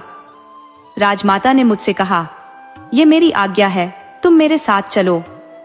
मैंने जवाब दिया, माना कि मैं आपके साथ चल सकता हूं, परंतु जब तक मैं राजा नहीं बन सकता, जब तक मेरी शादी नहीं होती, तब तक राजगद्दी पर आप ही बैठेंगी। मुझे इससे कोई फर्क नहीं पड़ता। जब तक मुझे अपनी योग्य पत्नी नहीं मिल जाती, मैं विवाह नहीं करूंगा और न ही आपकी इस मूर्खता को मानकर शोक व्यक्त करने जाऊंगा। यह कहकर मैं वहां से चल पड़ा। ये पहला अवसर था जब मैंने राजमाता की बातों की अवज्ञा की। राजमाता दुखी तो थी ही, अब वे शोक में भी डूब गई थी।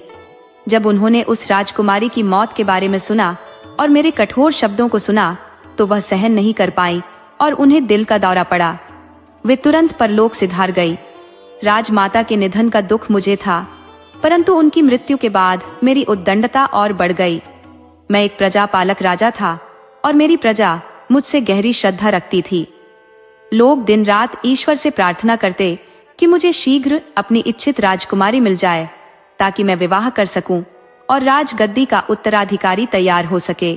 गुरुजी ने मुझसे कहा था कि अगर राजमाता के निधन के 6 महीने बाद भी राजगद्दी पर कोई राजा नहीं बैठता है, तो वे किसी योग्य पुरुष को राजगद्दी पर बैठा देंगे। मैंने गुरुजी की बातों को अपने घमंड में हंसी में उड़ाया, परंतु सच्चाई यह थी कि मैं भी अंदर से जानता था कि उनकी बातों को नकारने का साहस किसी के पास नहीं था। अगर मैंने उनका विरोध किया तो राज्य में विद्रोह हो सकता था और ऐसा होने पर मैं अपनी प्रजा का विश्वास खो सकता था, जो मेरे लिए असहनीय था। अब मुझे उस राजकुमारी से विवाह न करने का अफसोस होने लगा था, लेकिन अब क्या किया जा सकता था? उसकी मृत्यु हो चुकी थी। मैंने सोचा कि जब समय आएगा तो किसी भी सुंदरी राजकुमारी को उठा लाऊंगा और उससे विवाह कर लूंगा। इसके बाद मैंने अपने आप को पूरी तरह से आनंद और मस्ती में खो दिया। मैं प्रजा का रक्षक था, लेकिन मेरे सुखों के रास्ते में कोई बाधा नहीं आ सकती थी। मेरी सबसे बड़ी कमजोरी यही थी कि मैं किसी भी हालत में आदेश नहीं मानता था और मुझे खुशामद भी काफी पसंद थी। एक दिन मैं वन में शिकार के लिए गया। रास्ते में मैंने हाथियों का एक बड़ा झुंड देखा। मैंने आकाश की ओर नजर डाली और रंग देखकर समझ गया कि कुछ दूर आगे कोई नदी बह रही है। उस समय मुझे शिकार की ललक जागी। मैं चाह सकता था कि उस झुंड में से किसी भी हाथी को शिकार बनाऊं, लेकिन मैं अपनी शक्ति का परीक्षण करना चाहता था। मैंने देखा कि हाथियों के उस विशाल झुंड में एक हाथी लंगड़ाते हुए चल रहा था और इसी कारण से वह अन्य हाथियों से पीछे रह गया था। मेरा अभिमानी स्वभाव हमेशा मुझे अपनी क्षमताओं का परीक्षण करने के लिए प्रेरित करता रहता था। थोड़ी देर पश्चात हाथियों का झुंड वापस लौटने लगा।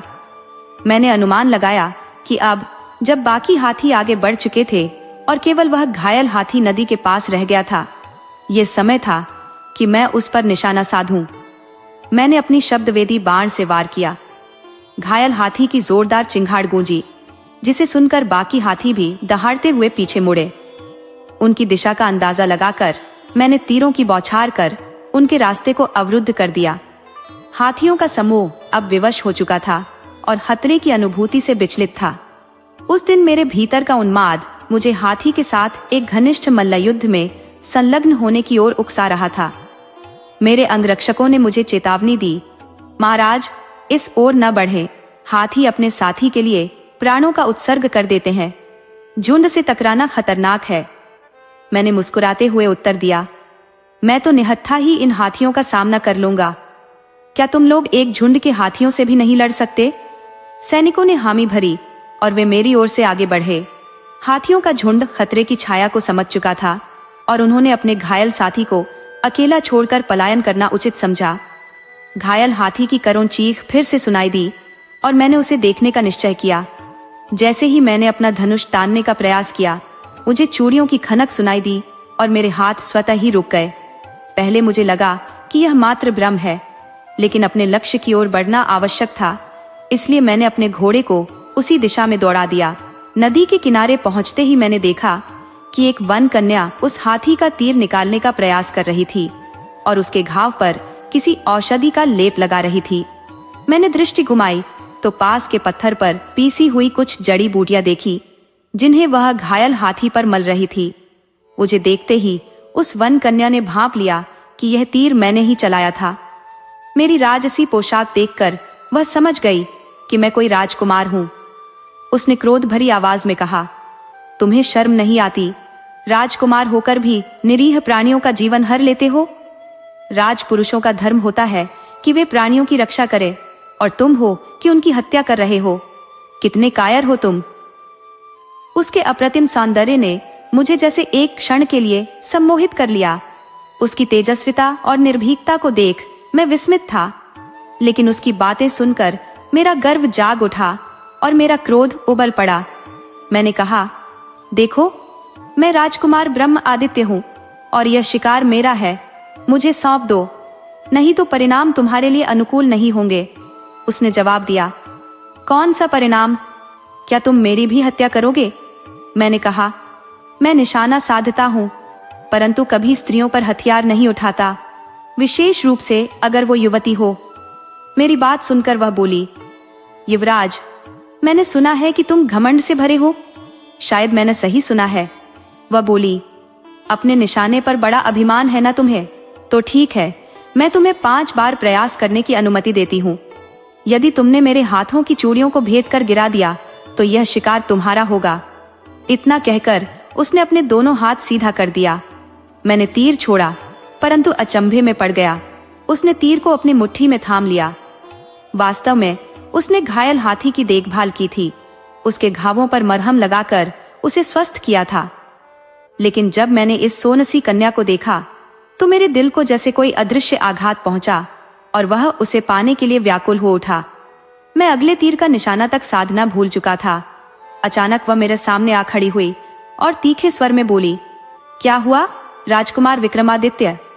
कहाँ गया तुम्हारा अभिमान? कोई भी गर्व के साथ विजय प्राप्त नहीं कर सकता। यह लो अपना तीर, इसे तुम परख लो, अन्यथा तुम्हें और तीरों की आवश्यकता पड़ेगी। उसकी दृढ़ता और साहस ने मुझे निस्पंद कर दिया।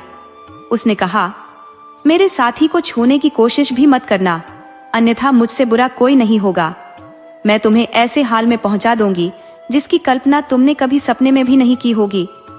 उसके तीखे शब्दों ने मानो मेरे भीतर आग सुलगा दी। मैंने झपट कर उसे पकड़ने का प्रयास किया, पर वह मछली की तरह मेरे हाथों से फिसल गई। वह हंसते हुए बोली, हिम्मत है तो मुझे पकड़ कर दिखाओ। ये कहकर वह नदी में कूद गई और दूसरी ओर तैरने लगी। मैंने भी बिना देर किए अपने घोड़े को वहीं छोड़ दिया और उसके पीछे नदी में उतर गया।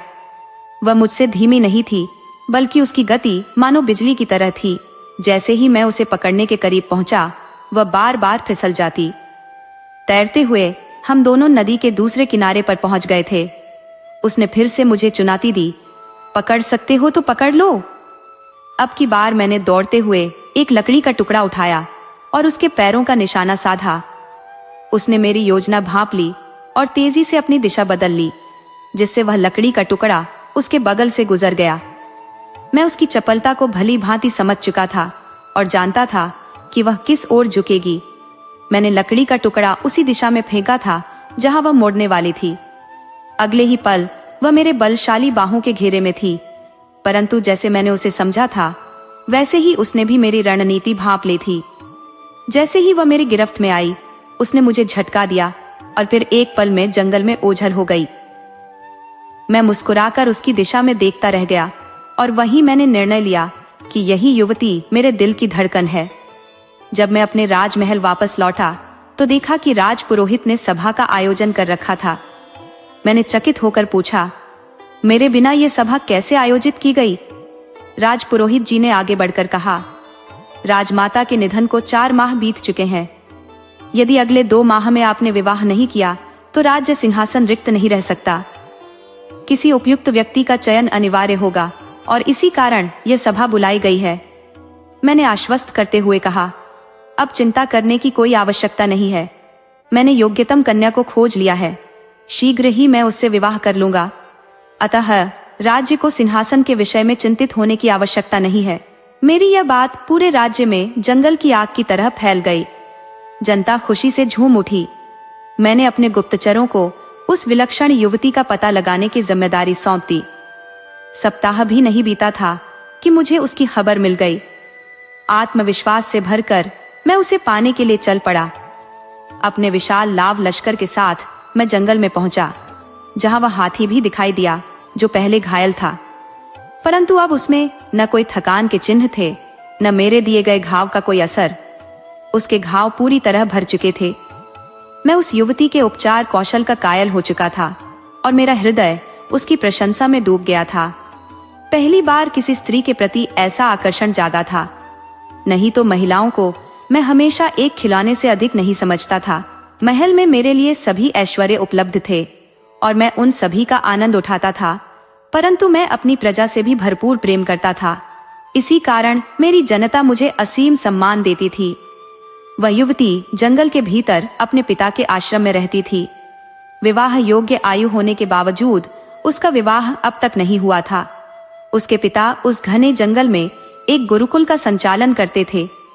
उनकी ख्याति दूर दूर तक फैली नहीं थी, बल्कि मैंने तो उनके नाम तक नहीं सुना था। परंतु जब मैं उनसे मिला तो उनकी विद्वत्ता के सामने नतमस्तक हो गया। मैंने उन्हें अपना परिचय दिया और उनकी पुत्री का हाथ मांगा। मेरे प्रस्ताव से वे प्रसन्न हो गए और बोले, युवराज, आपने मेरी एक बड़ी समस्या का समाधान कर दिया। मेरी पुत्री विवाह योग्य है, पर वह अति गुणी है। मैंने आसपास के सभी गुरुकुलों में जाकर योग्य वर की तलाश की, परंतु मुझे कोई भी उसके योग्य नहीं लगा। आपके प्रस्ताव से मुझे अत्यंत आनंद हुआ है। आपकी कृपा से मैं अपनी पुत्री का कन्यादान कर सकूंगा और अपने जीवन का यह ऋण चुकता कर सकूंगा। अब मैं अपने पूर्वजों से आंख मिलाकर मिल सकूंगा। उसी समय वह ऋषि कन्या आश्रम में आई और उसके पिता ने उसे मेरे प्रस्ताव के विषय में बताया। उसने सुनते ही कहा, ये असंभव है पिताजी, मैं इनसे विवाह नहीं कर सकती क्योंकि ये मेरे योग्य नहीं है। ऋषि ने आश्चर्य से पूछा, ये तुम कैसी बातें कर रही हो बेटी? युवराज कैसे तुम्हारे योग्य नहीं है? तब कन्या ने उत्तर दिया, पिताजी, आपको याद होगा कि इन्होंने अपने विवाह हेतु एक प्रतियोगिता का आयोजन किया था, जिसमें इन्होंने घोषणा की थी कि वह केवल उसी राजकुमारी से विवाह करेंगे जो समस्त गुणों में उनकी बराबरी कर सके। मेरी मित्र सुकन्या भी उस प्रतियोगिता में गई थी। वहां पर भी कहा गया कि कोई भी राजकुमारी इनकी बराबरी नहीं कर सकती, परंतु सच्चाई यह है कि सुकन्या वास्तव में गुणों में इनसे कम नहीं थी। बस इनका अहंकार इस सच्चाई को स्वीकार नहीं कर सका। यदि इनके हृदय में स्वीकार्यता होती तो बात अलग होती। उन्होंने आगे कहा, सुकन्या गुणों में इतनी निकट थी, परंतु रूप के मामले में राजकुमार के समकक्ष ठहरने में असमर्थ थी। इसीलिए सुकन्या से विवाह की संभावना तो दूर, ये सोचने योग्य भी नहीं था। माना कि सुकन्या अप्रतिम सुंदरता की धनी नहीं थी, किंतु उसमें एक आकर्षण अवश्य था। परंतु राजकुमार के कठोर वचन उसके जीवन का अंत साबित हुए। जी, किसी भी युवती के प्रति ऐसी निंदा उसे भीतर तक तोड़ देती है, और यही सुकन्या के साथ हुआ। मैं अपनी सखी के हत्यारे के साथ विवाह कैसे कर सकती हूँ? ऐसा किसी भी शर्त पर असंभव है। मैंने कहा था कि तुम मुझसे विवाह करने का अधिकार खो चुके हो, क्योंकि तुम्हारी इच्छा के विरुद्ध मेरे पास आने का यह परिणाम मुझे अस्वीकार्य है। राजकुमार ने प्रत्युत्तर में कहा, एक स्त्री केवल अपने पति, प्रेमी या मंगेतर के प्रति ही इस प्रकार का अधिकार जताती है। यदि वह विवाह न करे तो वह आजीवन कुमारी रह सकती है। क्या तुम इसे समझती हो? मेरी बातों से यह मेरा अंतिम प्रयास था, क्योंकि मुझे शीघ्र ही विवाह करना आवश्यक था। अन्यथा राजपुरोहित किसी अन्य योग्य पुरुष को राज्य का अधिकार दे सकते थे। मैं जानता था कि राज्य के प्रति राजपुरोहित का निष्ठा संकल्प अडिग था और उस पर संदेह करना अनुचित था। इसी कारण मैं उनसे भयभीत रहता था। राजगद्दी के लिए षड्यंत्र शुरू हो चुके थे। वहीं दूसरी ओर ऋषिकन्या ने स्पष्ट कहा, नहीं, मैं स्वेच्छा से तुम्हारी बाहों में नहीं आई थी, क्योंकि एक सर्वगुण संपन्न व्यक्ति को हर किसी की कामना होती है। जब मेरी सखी बीमार हुई तो मैं उससे मिलने गई थी। वह तुम्हारी निंदा सुनकर व्यथित थी और उसकी जीवन इच्छा समाप्त हो चुकी थी। तुम्हारे दोषों की जानकारी से मेरे भीतर भी खीज उत्पन्न हुई और मैंने तुम्हें पा लिया, किंतु मैं अपनी सखी के हत्यारे से विवाह नहीं कर सकती। उसके पिता ने कहा, पुत्री, विवाह तो तुम्हें करना ही होगा, यत् तुमने अपनी इच्छा से राजकुमार को वर चुना है और उसकी बाहों में प्रवेश किया है। उस ऋषिकन्या ने मेरे साथ विवाह का प्रस्ताव पूर्णतः अस्वीकार कर दिया था। मैंने जब ऋषिकन्या का हाथ मांगा, ये समाचार समस्त आश्रमों में फैल गया। शीघ्र ही आसपास के सभी ऋषि मुनि सुगंधा के पिता के आश्रम में एकत्रित हो गए। सुगंधा के पिता ने सभा के समक्ष कहा, बेटी, तुमने अपने नाम को सार्थक किया है। तुम्हारे गुणों की महक चंदन की तरह चारों ओर फैल रही है। मैं चाहता हूं कि तुम इस पुण्य को और आगे ले जाओ और राजकुमार से विवाह कर लो। तब सुगंधा ने कहा, पिताजी, यदि आप मेरे लिए राजकुमार से विवाह की यह कठोर सजा निश्चित कर रहे हैं तो मुझे इसे स्वीकारना होगा, परंतु मैं उन्हें अपने जीवन साथी के रूप में कभी भी नहीं अपना सकती, क्योंकि वे मेरी सखी के हत्यारे हैं। यह सुनते ही पिता ने कहा, बेटी, आश्रम की परंपरा के अनुसार तुम्हारा विवाह संपन्न हो चुका है। राजकुमार ने यह सिद्ध किया कि तुम उनकी बाहों में आई थी, जो गंधर्व विवाह का प्रतीक है। इस तरह से तुम्हारा विवाह राजकुमार से मान्य हो चुका है। सुगंधा ने पुनः कहा, पिताजी, भले ही आपकी दृष्टि में मेरा विवाह राजकुमार से हो चुका हो, परंतु क्या राजकुमार के अनुसार भी यह विवाह स्वीकार्य है? उनसे पूछिए कि उनके राज्य में ऐसा विवाह मान्य होता है क्या? सुगंधा ने आगे जोड़ा, हमारा विवाह इस वन प्रदेश में हुआ है, जो किसी भी राज्य के अंतर्गत नहीं आता। यदि यह विवाह उनके राज्य में मान्य होता तो फिर उन्हें भी इसे स्वीकार करना पड़ता। सुगंधा ने राजकुमार से प्रश्न किया, क्या आपके राज्य में गंधर्व विवाह मान्य है? राजकुमार ने तुरंत उत्तर दिया, नहीं, मेरे राज्य में यह विवाह मान्यता नहीं रखता। सुगंधा ने अपने पिता की ओर देखते हुए कहा, देखा पिताजी, इनके यहाँ तो यह विवाह मान्य ही नहीं है, तो फिर मैं इन्हें अपना पति कैसे मान लूं? राजकुमार ने कहा, मैं तुमसे यहीं और इसी समय विवाह करने के लिए तत्पर हूं। फिर भी सुगंधा ने विवाह के लिए सहमति नहीं जताई। तब उसके पिता ने स्पष्ट शब्दों में कहा, बेटी, अब तुम्हें दो ही विकल्प है, या तो राजकुमार से विवाह कर लो या फिर इस आश्रम को त्याग कर चली जाओ, क्योंकि तुम्हारी उद्दंडता का यही उचित परिणाम है। सुगंधा ने अपने पिता की आज्ञा को मानकर प्रणाम किया और आश्रम छोड़ दिया। इस घटना की खबर राज्य में जंगल की आग की तरह फैल गई कि मैंने एक ऋषिकन्या से विवाह कर लिया। इस अफवाह को फैलाने में उन राजपुरुषों का हाथ था जो मेरी राजगद्दी को हड़पना चाहते थे। तब राजगुरु ने मुझे बुलाया और सख्त लहजे में कहा, जो भी करना हो उस कन्या को अपनी पत्नी के रूप में जनता के समक्ष प्रस्तुत करो, अन्यथा तुम्हारी राजगद्दी सुरक्षित नहीं रह पाएगी। मैंने सुगंधा की खोज में निकलने का निश्चय किया। 3 दिन के अथक परिश्रम के बाद मुझे वह एक छोटे से कुटिया में अकेली मिली, जहां उसके चारों ओर कई जंगली जानवर शांतिपूर्वक उसकी रक्षा करते हुए बैठे थे। अद्भुत दृश्य था। मैं उसके चेहरे पर उस समय भी वही तेज देख रहा था। अपने सैनिकों के साथ मैंने उसे घेर लिया और उसे मेरे साथ चलने के लिए विवश कर दिया। नगरवासियों ने जब उसे मेरे साथ आते देखा तो खुशी से झूम उठे और मंगल गीत गाने लगे। मैंने उससे बलपूर्वक विवाह कर लिया। उसने एक गहरी रहस्यमयी मुस्कान के साथ मेरी ओर देखा। मैंने भी व्यंग्य से उसकी ओर दृष्टिपात किया। फिर उसका हाथ पकड़कर महल के झरोखे में प्रजा को दर्शन देने हेतु खड़ा हो गया। ऊपर लोग हर्षोल्लास से झूम रहे थे और सैनिक भी हमारे सम्मान में उत्सव मना रहे थे। सैनिक विभिन्न प्रकार से अपनी शक्तियों का प्रदर्शन कर रहे थे। उसी समय भालों से सुसज्जित सैनिकों का एक दल हमारे सम्मान में झुंड के रूप में आगे आया। मैं कुछ समझ पाता उससे पहले ही सुगंधा ने झरोखे से उन भालों की तरफ छलांग लगा दी, जहां बालिकाएं सुरक्षित रूप से छिपी थीं। उसके कूदते ही भालों के बीच फंसा उसका शरीर एक तीव्र चीख के साथ वातावरण में गूंज उठा। पिताजी! उसे देख ही रहा था कि उसी क्षण उसके पिता वहां आ पहुंचे। उसकी बहन अब अंतिम सांसें गिन रही थी। पिता ने अपने कमंडल से जल उठाया और बोले, राजकुमार, मैंने अपनी पुत्री को हर गुण से संपन्न बनाया था। एक पुत्र से कहीं अधिक उसे स्नेह दिया, पर उसकी एक छोटी सी भूल पर भी उसका परित्याग करने में संकोच नहीं किया। किंतु तुमने उसके साथ जबरदस्ती की। किसी व्यक्ति पर बलात्कार करना महान पाप है और तुमने यही पाप मेरी बेटी के साथ किया। इसलिए मैं तुम्हें श्राप देता हूँ कि जिस प्रकार आज मेरी पुत्री का शरीर विदीर्ण हुआ है, उसी प्रकार तुम्हारा भी शरीर किसी परछाई के समान लुप्त हो जाए। तुम्हारे राज्य की प्रजा ने एक निर्दोष पर अत्याचार किया, इसीलिए तुम्हारा समस्त राज्य भी दृष्टिपथ से गायब हो जाएगा।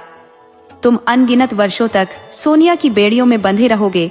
यह कहते हुए उन्होंने अपने हाथों का जल मेरे ऊपर छिड़क दिया। अगले ही क्षण मैं उनके चरणों में गिर पड़ा, अपने पापों की क्षमा याचना करने लगा, परंतु उन्होंने मेरी ओर तनिक भी ध्यान नहीं दिया।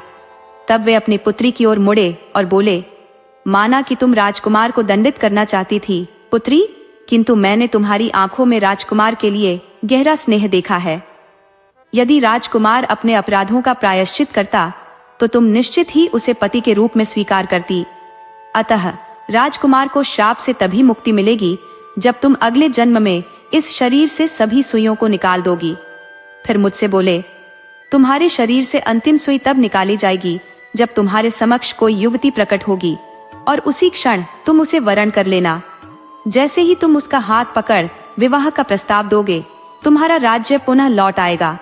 ये सुनकर कलावती दरवाजे के पीछे खड़ी होकर अश्रुपूरित नेत्रों से देख रही थी। उसने राजकुमार के समस्त शरीर से सोनिया को निकाल दिया था, परंतु उसके पास इसका कोई ठोस प्रमाण नहीं था। उसकी आंखों के समक्ष ही शकुंतला और राजकुमार का विवाह संपन्न हो चुका था। जब भी राजकुमार कलावती को निहारते, उसकी सुंदरता और सुघड़ता उन्हें मंत्रमुग्ध कर लेती। शकुंतला इस बात को भांप चुकी थी। राजकुमार ने उसे खड़े शब्दों में यह निर्देश दिया था कि वह किसी भी प्रकार से कलावती को महल से बाहर नहीं निकाल सकती। इसलिए शकुंतला ने उसे महल में रखा, लेकिन प्रताड़ित करने का कोई अवसर नहीं छोड़ा। कभी कभी तो वह कलावती को 3344 दिनों तक भोजन से वंचित रखती, परंतु कलावती पर इसका कोई प्रभाव नहीं पड़ता, बल्कि उसे यह देखकर विस्मय होता कि उसे भूख का एहसास क्यों नहीं होता। शकुंतला ने अपनी सभी दासियों को हटा दिया था और कलावती को दिन भर काम में उलझाए रखती। राजकुमार ये सब देखते रहे और धीरे धीरे उनके हृदय में कलावती के प्रति सहानुभूति उत्पन्न होने लगी थी। 2 माह बीत जाने पर राजकुमार ने एक दिन दोनों से कहा, मैं अब समस्त धरा पर देवों के दर्शन के लिए प्रस्थान करूंगा, क्योंकि गुरुदेव का कहना है कि मुझ पर जो शराब का हल्का प्रभाव है वह तभी समाप्त होगा जब मैं चारों धाम के देवताओं का दर्शन कर लूंगा। राजकुमार ने महल की सभी सेविकाओं और शकुंतला से पूछा, तुम लोगों के लिए कुछ लाने का मन है? सभी ने अपनी अपनी इच्छाएं बताई और कई वस्तुएं मंगवाई। उस समय कलावती चुपचाप एक कोने में खड़ी थी।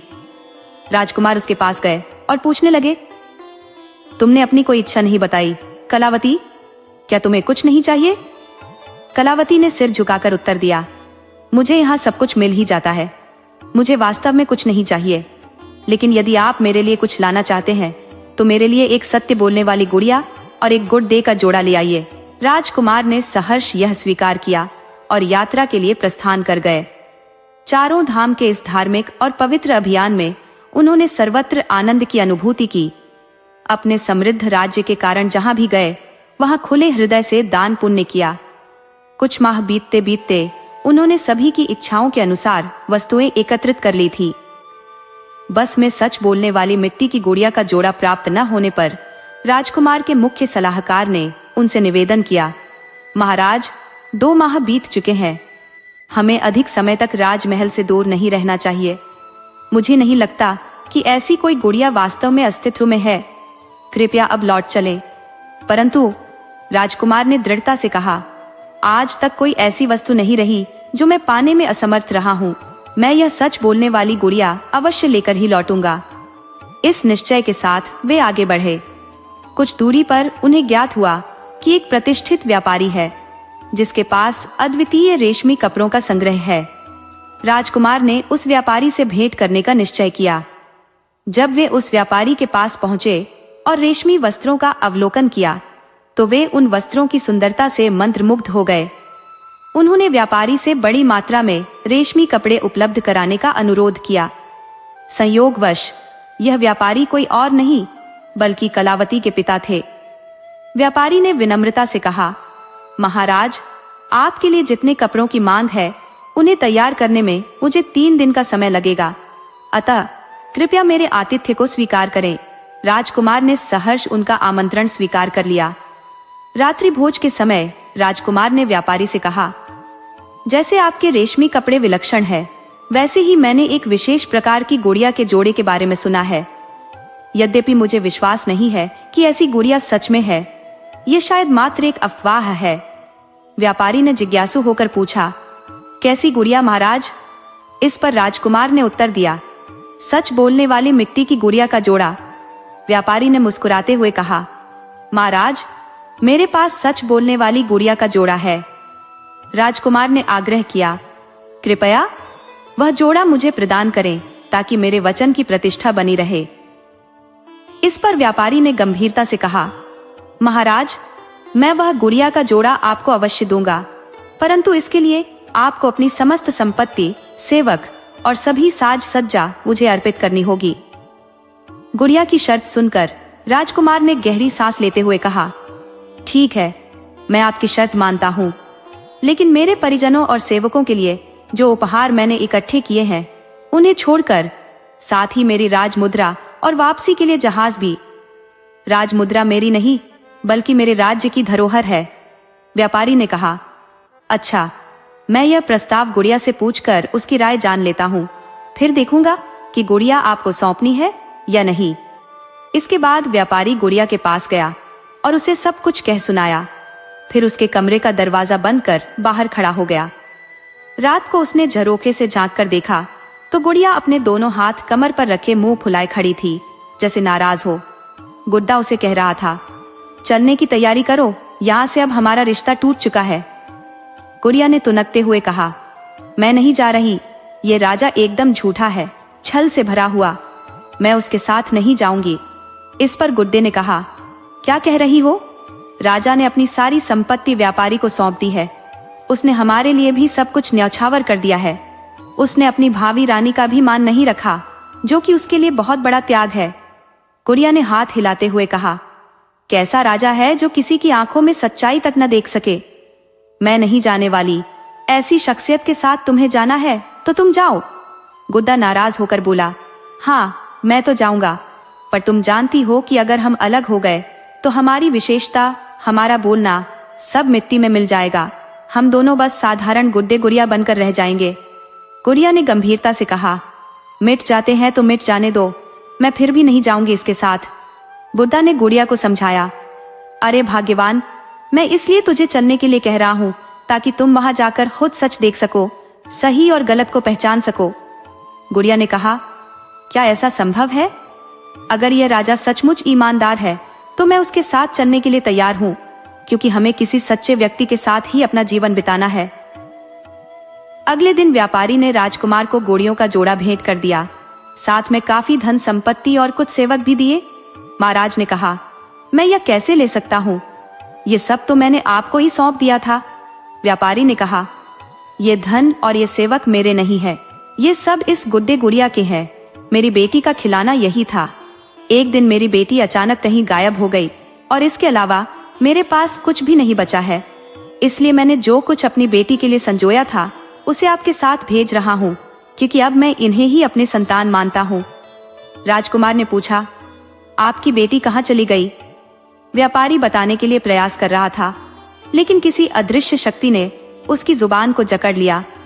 वह बस हिचकियां लेते हुए जोर से रोने लगा। तभी एक सेवक ने आकर बताया, महाराज, जहाज तैयार है। व्यापारी ने हाथ जोड़कर कहा, महाराज, मेरा आपसे निवेदन है कि कृपया शीघ्रता से यहाँ से प्रस्थान करें, ताकि मैं मान सकूं कि मेरी बेटी की अंतिम निशानी भी अब चली गई है। मुझे अपनी बेटी के बिना जीना सीखना ही होगा। क्योंकि मैंने अपने दिल पर पत्थर रखकर आपको यह गुड़ियों का जोड़ा सौंपा है। राजकुमार वहां से प्रस्थान कर अपने राज्य लौट आए। वहां पहुंचकर उन्होंने सभी को विभिन्न उपहार प्रदान किए। फिर उन्होंने कलावती को बोलने वाली गुड़ियों के साथ साथ रेशमी वस्त्र, आभूषण और कई सेवक भेंट किए। उन्होंने कहा, गुड़ियों के मालिक ने इनकी देखभाल के लिए हमें यह सब उपहार दिए हैं। शकुंतला यह सब देखकर जल भुन गई और महाराज से शिकायत की, आपने मुझे छोड़कर मेरी नौकरानी को इससे बेहतर उपहार क्यों दिए? महाराज ने उत्तर दिया, जब कलावती ने बोलने वाली गुड़ियों का जोड़ा मांगा था तब तुम उसकी हंसी उड़ा रही थी और मुझसे वचन लिया था कि मैं अपनी यात्रा का समय पूरा करके ही वापस लौटूंगा। मैंने अपना वचन निभाया है। उन्होंने कहा, गुड़ियों की देखभाल का खर्च कौन उठाएगा? महाराज बोले, मैं खुद उसका खर्च उठाऊंगा। मैंने इसके मालिक से वादा किया है। उन्होंने इतना धन दिया है कि वर्षों तक इन सेवकों का खर्च चल सके। लेकिन कलावती मेरी सेविका है, मैं उसे इस चाकरी से मुक्त नहीं कर सकता। महाराज ने कहा, ठीक है, जैसे तुम चाहो। शकुंतला ने कलावती को परेशान करने की कवायद शुरू कर दी। वह उसे एक क्षण भी चैन से नहीं रहने देती थी और अक्सर महाराज से स्नेह का प्रदर्शन कर उसे जलाती रहती। कलावती का दर्द सुनने वाला कोई नहीं था। बस वही गुड़ियों की जोड़ी उसका एकमात्र सहारा थी। हर रात सोने से पहले कलावती अपनी गुड़ियों से बातें करती। देखो, वह बुदबुदाती, मेरे हाथों पर कितनी खरोंचे हैं, जिन्हें दिन भर की जद्दोजहद में उभरते उभरते हटाते हटाते सैकड़ों निशान बन चुके हैं। उसके हाथों में अब भी उन निशानों की गहराई थी। अगर महाराज ने थोड़ी भी फिक्र दिखाई होती तो वे उसी वक्त समझ जाते कि इस दर्द का कारण वही थे। लेकिन उन्होंने कुछ नहीं किया। उन्होंने केवल हम दोनों को महल में देखा था। उन्हें पहले परख करनी चाहिए थी, परंतु बिना सोचे समझे उन्होंने शकुंतला से विवाह कर लिया। इस बात पर कलावती रो रोकर बिखरने लगी। उसकी सिसकियों को सुन गुड्डा बोला, मत रो, यह समय तेरा इम्तिहान ले रहा है, देखना जल्द ही सब ठीक हो जाएगा। पर कलावती ने उसकी बात का प्रतिवाद करते हुए कहा, कब ठीक होगा सब? मेरी वजह से मेरे माता पिता निर्धनता में डूब गए। तुम लोग भी मुझसे जुदा हो गए। शायद मेरे माता पिता ने मुझे अपनी दरिद्रता में तुम्हें भी बेच डाला होगा। भगवान मेरे माता पिता की रक्षा करें, न जाने वे किस हाल में होंगे। वह अपने माता पिता को याद कर आंसुओं में डूब गई। यहाँ 2 वर्ष हो गए और अब 6 महीने और बीत चुके हैं। शकुंतला मेरी हर शांति छीन चुकी है। वह मेरे दिल पर मानो सुइयां चुभोती रहती है। काम का दर्द सह लेती हूँ, पर महाराज के प्रेम प्रदर्शन के बीच जब वह उसे जलाती है तब असह्य पीड़ा होती है। आखिर कब सब ठीक होगा? गुड्डा हमेशा की तरह वही जवाब देता, वक्त पर सब ठीक हो जाएगा। पर गुड़िया चुपचाप पड़ी रहती, मानो वह निर्जीव हो। महाराज की आंखों से शकुंतला की क्रूरता छिपी नहीं थी, लेकिन फिर भी शकुंतला का बोझ सहने के लिए वे विवश थे। एक दिन शकुंतला ने काम में गलती पर कलावती को थप्पड़ जड़ दिया। कलावती आहत मन से अपने कक्ष में भाग गई। दरवाजा बंद कर फूट फूट कर गुड्डे गुड़िया के सामने रोने लगी। उसने कहा, शकुंतला का मेरे प्रति व्यवहार मेरे लिए सहनशीलता की परीक्षा बन चुका है। आज उसने मुझे भोजन लाने को कहा और जब मैं थाली लेकर पहुंची तो महाराज उसके प्रेम में खोए हुए थे। यह दृश्य मेरे सहन के बाहर था। थाली मेरे हाथों से गिर गई। शकुंतला ने मुझे थप्पड़ रसीद कर दिया। वह शायद और भी मारती, लेकिन महाराज ने उसे रोक लिया। सच कहूं तो अब सहन शक्ति जवाब दे चुकी है। जीवन का हर उत्साह समाप्त हो चुका है। वह रोते रोते सो गई। गुड़िया भी तब चुप्पी साधे रहती और कलावती हर सुबह उसी से सवाल करती, कब सब ठीक होगा? इस घटना ने उन्हें भीतर तक झकझोर दिया। जैसे ही वे कलावती के कक्ष से बाहर निकले, मन व्यथित था। रात के सन्नाटे में महल के दूसरे हिस्से में टहलने लगे। अनायास ही उनके कदम फिर से कलावती के कक्ष की ओर बढ़ चले। वहीं से एक धीमी फुसफुसाहट उनके कानों में पड़ी। वे जैसे ही अंदर झांके, उनके नेत्र विस्मय में ठहर गए। गुड्डा और गुड़िया आपस में बातचीत कर रहे थे। कलावती के कहने पर उन्होंने गुड्डा गुड़िया तो खरीद लिए थे, परंतु उन्हें यह यकीन न था कि निर्जीव प्रतिमाएं भी बात कर सकती हैं। गुड़िया अपने नन्हे हाथों को कमर पर रखकर गुड्डे से शिकायत कर रही थी, तुम्हें आखिर कब लगेगा कि सब ठीक हो जाएगा? मुझे सही सही जवाब चाहिए। कब? गुड्डा ने संयमित स्वर में कहा। मैंने कहा ना, समय निकट है, सब ठीक हो जाएगा। महाराज जल्द ही सही फैसला करेंगे। गुड़िया क्रोधित हो बोली। क्या कहा तुमने? महाराज न्याय करेंगे? तुमने तो यह भी कहा था कि वे अत्यंत विद्वान है, पर मुझे तो उनमें कोई समझ नजर नहीं आती। यदि उनमें थोड़ी भी समझ होती तो शकुंतला के दुष्ट इरादे भांप जाते और कलावती की सच्चाई पर गौर करते। उनके लिए न्याय का अर्थ बस नाम का रह गया है। गुड्डा सहमति में सिर हिलाते हुए बोला। तुम ठीक कह रही हो, लेकिन सोचो। शकुंतला ने छल पूर्वक महाराज के विश्वास को चकमा दिया। महाराज को वास्तविकता दिखी होती तो संभवतः वे सही न्याय कर पाते। गुड़िया पुनः तीखे स्वर में बोली। यदि वे सचमुच न्यायप्रिय होते तो कलावती के श्रम और उसके सत्य को समझते। महाराज को हकीकत परखनी चाहिए थी, पर सच कहूं तो सभी पुरुष एक जैसे होते हैं। अब अगर तू इस निर्दयी राजा का समर्थन करेगी तो मैं तुझे छोड़कर चली जाऊंगी, गुड़िया ने कठोरता से कहा। गुड्डा ने मुस्कुराते हुए जवाब दिया। मुझे छोड़ने की बात कह रही हो और यहाँ कलावती के पास आने को तड़प रही थी। क्या सच में तुम इसे छोड़कर जा पाओगी? ये कहते हुए गुड़िया धीरे से कलावती के पास चली गई। उसके बालों पर हाथ फेरते हुए सांत्वना दी। घबराओ मत मेरी बच्ची, सब कुछ ठीक हो जाएगा। नींद में ही कलावती ने उसका हाथ पकड़ लिया और उसके चेहरे पर हल्की मुस्कान उभर आई। अगले दिन महाराज ने दरबार में कलावती और शकुंतला को बुलाया। उन्होंने कलावती से अपनी हथेलियां दिखाने को कहा। सच में कलावती की उंगलियों पर कई सुइयों के चुभने के गहरे निशान थे। फिर उन्होंने शकुंतला से भी अपनी हथेली दिखाने को कहा, पर उसके हाथों पर ऐसा कोई निशान न था। महाराज ने कड़े स्वर में पूछा, सच बताओ, ये क्या मामला है? शकुंतला भयभीत हो गई और सारा सच उगल दिया। कलावती को उसका न्याय मिला और महाराज ने उसे अपनी महारानी घोषित कर दिया। शकुंतला को उसकी करतूतों की सजा देने का आदेश दिया गया था, लेकिन कलावती के कहने पर उसे माफ कर दिया गया।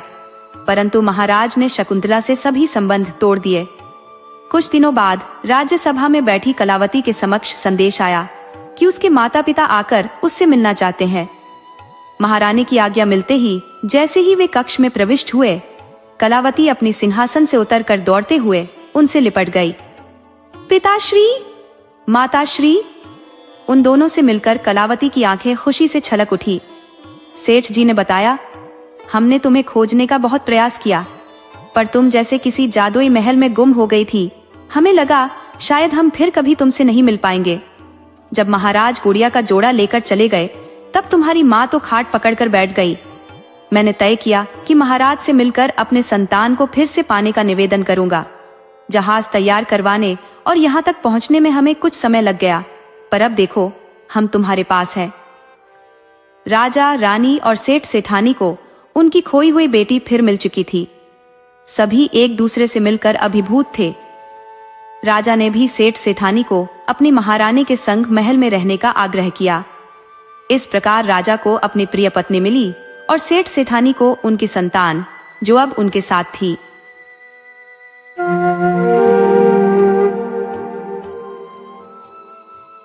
उत्तर प्रदेश के एक सुदूर गांव में एक ऐसा परिवार निवास करता था जिसने अपनी बेटी को अत्यधिक प्रेम और स्नेह से पाला था। ये कन्या असाधारण रूप से सुंदर थी, इसलिए माता पिता ने उसे सुंदरी नाम दिया था। नाम के अनुरूप सुंदरी में अलौकिक सौंदर्य का वास था, मानो उसकी आभा से अधिकारी भी उसके सौंदर्य के समक्ष नतमस्तक हो जाए। किंतु सुंदरी के भीतर अहंकार का लेश मात्र भी नहीं था। वह अपनी मासूमियत और सादगी से परिपूर्ण थी, ठीक उसी प्रकार जैसे उसके नाम से उम्मीद की जाती थी। आस पड़ोस के लोग, रिश्तेदार सभी उसकी सुंदरता और गुणों की भूरी भूरी प्रशंसा करते थे। परंतु सुंदरी बड़ी विनम्रता से मुस्कुराते हुए जवाब देती, यह सब आप लोगों के आशीर्वाद का प्रतिफल है। हम तो आपकी नन्ही बेटी मात्र है। आपसे श्रेष्ठ कुछ भी करना हमारे बस की बात नहीं। कुछ लोग उसके इस अद्भुत स्वभाव और सुंदरता से ईर्ष्या करते थे और उसे बुरा भला भी कहते थे, लेकिन सुंदरी ने कभी भी किसी से कटुता नहीं दिखाई, बल्कि वह उनकी ओर देख मुस्कुराते हुए उनका अभिवादन करती थी। हर माता पिता की तरह सुंदरी के माता पिता को भी अपनी बेटी के विवाह की चिंता सताने लगी। ऐसा नहीं था कि कि सुंदरी के लिए विवाह के प्रस्ताव नहीं आए। उसके जैसे गुणी, सुशील और सौम्य व्यक्तित्व वाली कन्या को कौन मना कर सकता था, परंतु उसके स्तर का कोई वर मिलना अत्यंत कठिन था। सुंदरी के गुणों और सुंदरता से जलने वाले कुछ लोग कभी कभी उसके माता पिता पर व्यंग्य कसते और कहते, पता नहीं कैसी लड़की के भाग्य में लिखा है जो इसे कोई पसंद ही नहीं करता। इस पर भी सुंदरी हंसकर सब कुछ सह लेती और कहती, आप लोग क्यों चिंतित होते हैं, जो हमारे लिए उचित होगा वह समय आने पर अवश्य आएगा। जब विवाह होना होगा तब हो जाएगा। हर घटना का प्रभारी स्वयं भगवान है। माता पिता का हृदय चाहे वे लोगों की बातें अनसुनी कर दे, फिर भी अपनी बेटी के भविष्य की चिंता में हमेशा डूबा रहता है। उन्हें जानबूझकर किसी भी हालात में अपनी बेटी को किसी अनिश्चितता के दलदल में नहीं धकेलना था।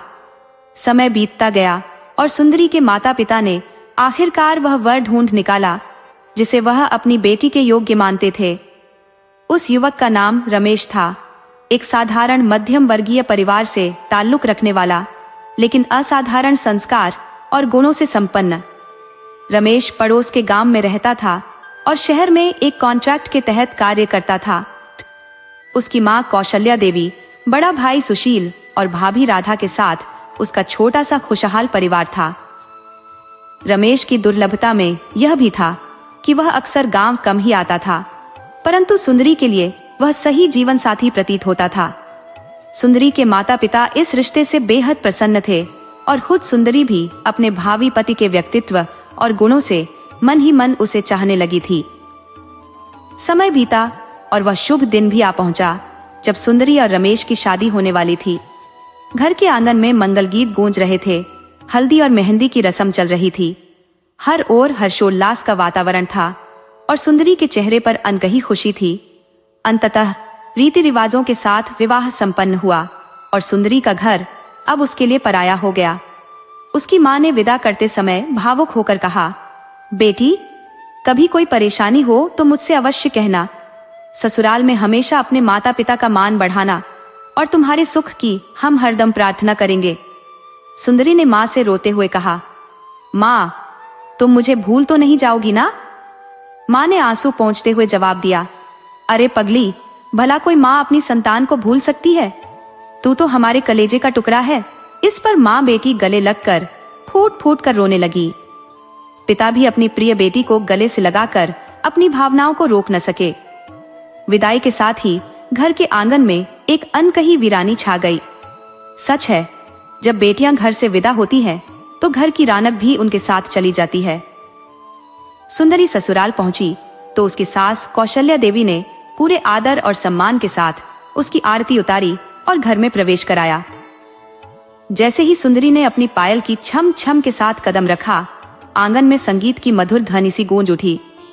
पास पड़ोस की औरतें कौशल्या से बोली, बहन, तुम तो सचमुच चांद का टुकड़ा घर ले आई हो।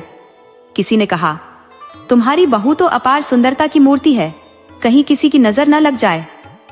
इन शब्दों से कौशल्या देवी का हृदय आनंदित हो उठा। रमेश और सुंदरी भी अपनी नई जिंदगी की शुरुआत को लेकर अत्यंत खुश थे, लेकिन उन्हें यह आभास न था कि एक छिपी हुई नजर उनकी खुशियों पर काली छाया डालने की प्रतीक्षा कर रही थी। रमेश की मां कौशल्या देवी बेहद कोमल हृदय और सरल स्वभाव की महिला थी, जबकि भाभी राधा भी सीधी सादी और पति समर्पित थी। परंतु रमेश का बड़ा भाई सुशील लालच और दूषित चरित्र का व्यक्ति था। जहां रमेश संस्कारित और संयमित था, वहीं सुशील मक्कार और विलासी प्रवृत्ति का था। वह घर के लोगों के सामने आदर्श पुत्र और भाई की छवि बनाए रखता था, जिससे उस पर किसी को संदेह नहीं होता था। रमेश अपने परिवार के सभी सदस्यों की बहुत इज्जत करता था, विशेषकर अपनी माँ, भाई और भाभी की। 2 दिनों तक शादी के सभी रीति रिवाज संपन्न हुए। तीसरे दिन रमेश को शहर लौटना था, क्योंकि उसकी छुट्टियां समाप्त हो चुकी थी। उसी रात सुंदरी और रमेश पहली बार एकांत में थे। सुंदरी उदास होकर रमेश से बोली, हमें अपने साथ ले चलो ना, तुम्हारे बिना यहाँ अकेले क्या करेंगे? सब कुछ सूना लगेगा। रमेश ने उसके पास जाकर उसके ठुड्डी को पकड़कर उसका चेहरा ऊपर उठाया और प्यार भरे स्वर में कहा, अरे मेरी रानी, तुम तो मेरी जान हो। मैं भी तुम्हें साथ ले जाना चाहता हूँ, पर फिलहाल शहर में रहने का ठिकाना नहीं है। लेकिन चिंता मत करो, इस बार मेरे साहब ने कहा है कि वे रहने का स्थायी इंतजाम करेंगे। अगली बार जब आऊंगा तो तुम्हें भी साथ ले चलूंगा। सुंदरी ने धीमे स्वर में कहा, पर तब तक हम यहाँ अकेले क्या करेंगे? रमेश ने मुस्कुराते हुए कहा, अरे तुम तो इस घर की रानी हो, जो दिल करे वो करो।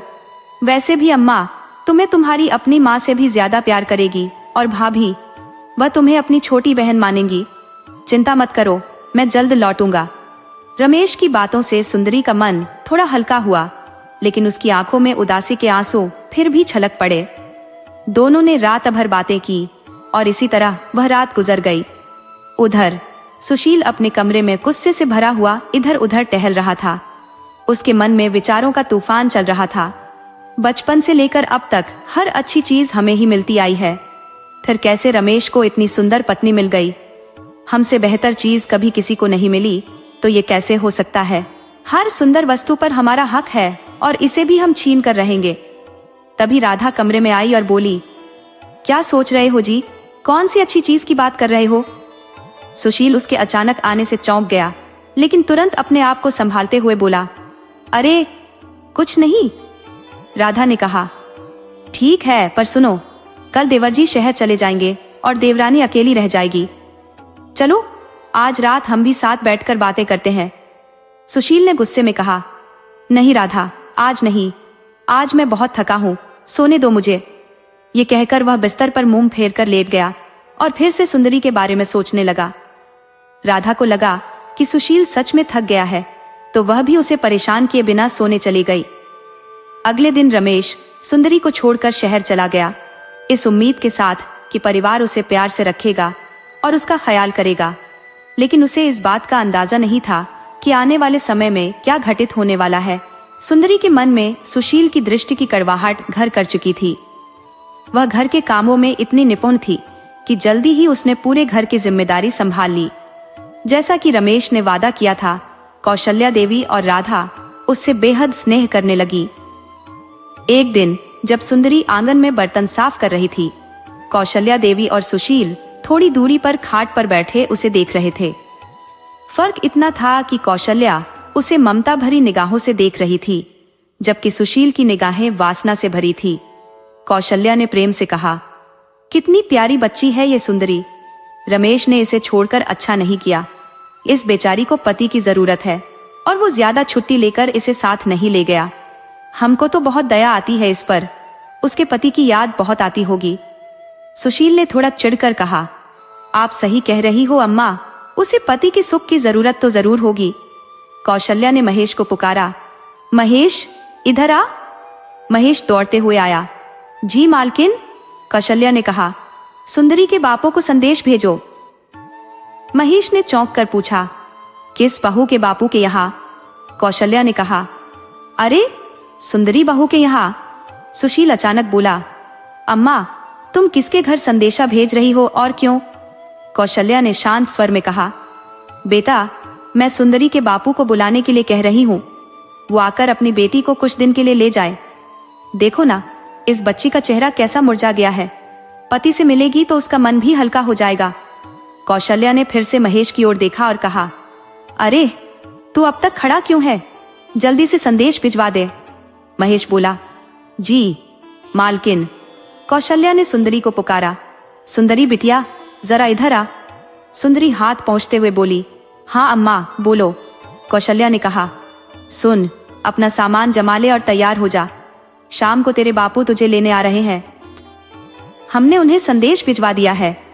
सुंदरी ने आश्चर्य से कहा, अम्मा क्यों बुला रही हो बापू को?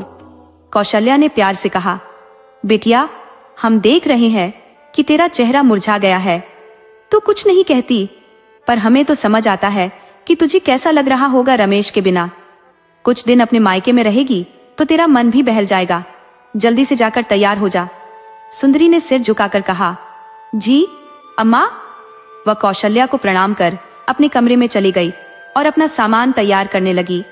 उधर सुशील मन ही मन गुस्से से भर रहा था। वह सोचने लगा, चलो 2-4 दिन की ही बात है, फिर तो ये वापस आ ही जाएगी, तब देखेंगे क्या करना है। फिलहाल राधा तो है ही मेरा मन बहलाने के लिए, उसके होठों पर एक तिरछी मुस्कान तैर गई। सुंदरी अपने पिता के साथ मायके चली गई। वहां पहुंचते ही सभी लोग उसे देखकर प्रसन्न हो गए। कोई उसके पति के बारे में पूछता, कोई सास के बारे में, कोई जेठानी और ससुराल के बारे में। सबके सवालों के जवाब देते देते सुंदरी थक सी गई, लेकिन उसकी खुशी उसके चेहरे से झलक रही थी। 15 दिन बीत चुके थे, लेकिन सुंदरी के मन में पति से दूर होने का दुख अब भी गहराई से बना हुआ था। मायके में भी वो इस दर्द से उबर नहीं पाई थी। फिर एक दिन सुंदरी अपने ससुराल वापस लौट आई। राधा उसे संबोधित करते हुए बोली, अरे सुंदरी, जरा सुनो। सुंदरी ने जवाब दिया, क्या हुआ दीदी? राधा मुस्कुराते हुए बोली, हम और अम्मा ठाकुर जी के मंदिर जा रहे हैं। तुम्हारी शादी के बाद से ही माँ जी कहती रही है कि ठाकुर जी को भोग चढ़ाना है, लेकिन समय नहीं मिल पाया। अब हम जा रहे हैं, इसलिए थोड़ी देर से लौटेंगे। तुम खाने की तैयारी कर लेना और जब तक हम आएंगे रोटियां बना लेना। सुंदरी हंसते हुए बोली, दीदी कैसी बात कर रही हो? हम इतना भी नहीं कर सकते क्या? आप निश्चिंत होकर जाओ, हम सब संभाल लेंगे।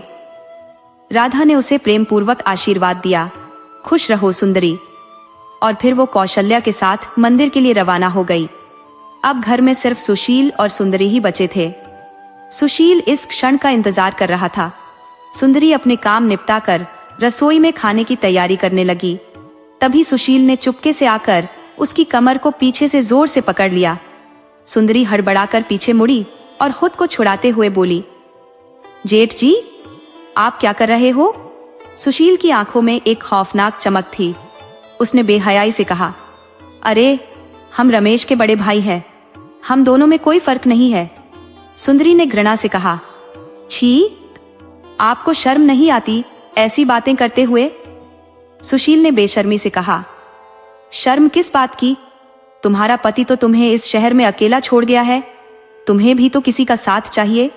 हमें अपना पति ही समझो। सुंदरी ने खुद को छुड़ाने की कोशिश करते हुए कहा, हमें छोड़ दीजिए जेठ जी, आप ये क्या कर रहे हो? ये पाप है। लेकिन सुशील की आंखों में हवस की आग जल रही थी। उसने फिर से सुंदरी को पकड़ लिया। सुंदरी ने छटपटाते हुए, रोते हुए उससे विनती की, भगवान के लिए हमें छोड़ दो। उसकी आंखों से आंसू बहने लगे, पर सुशील नहीं रुका। तभी सुंदरी ने हिम्मत जुटाई और सुशील के हाथ पर जोर से काट लिया।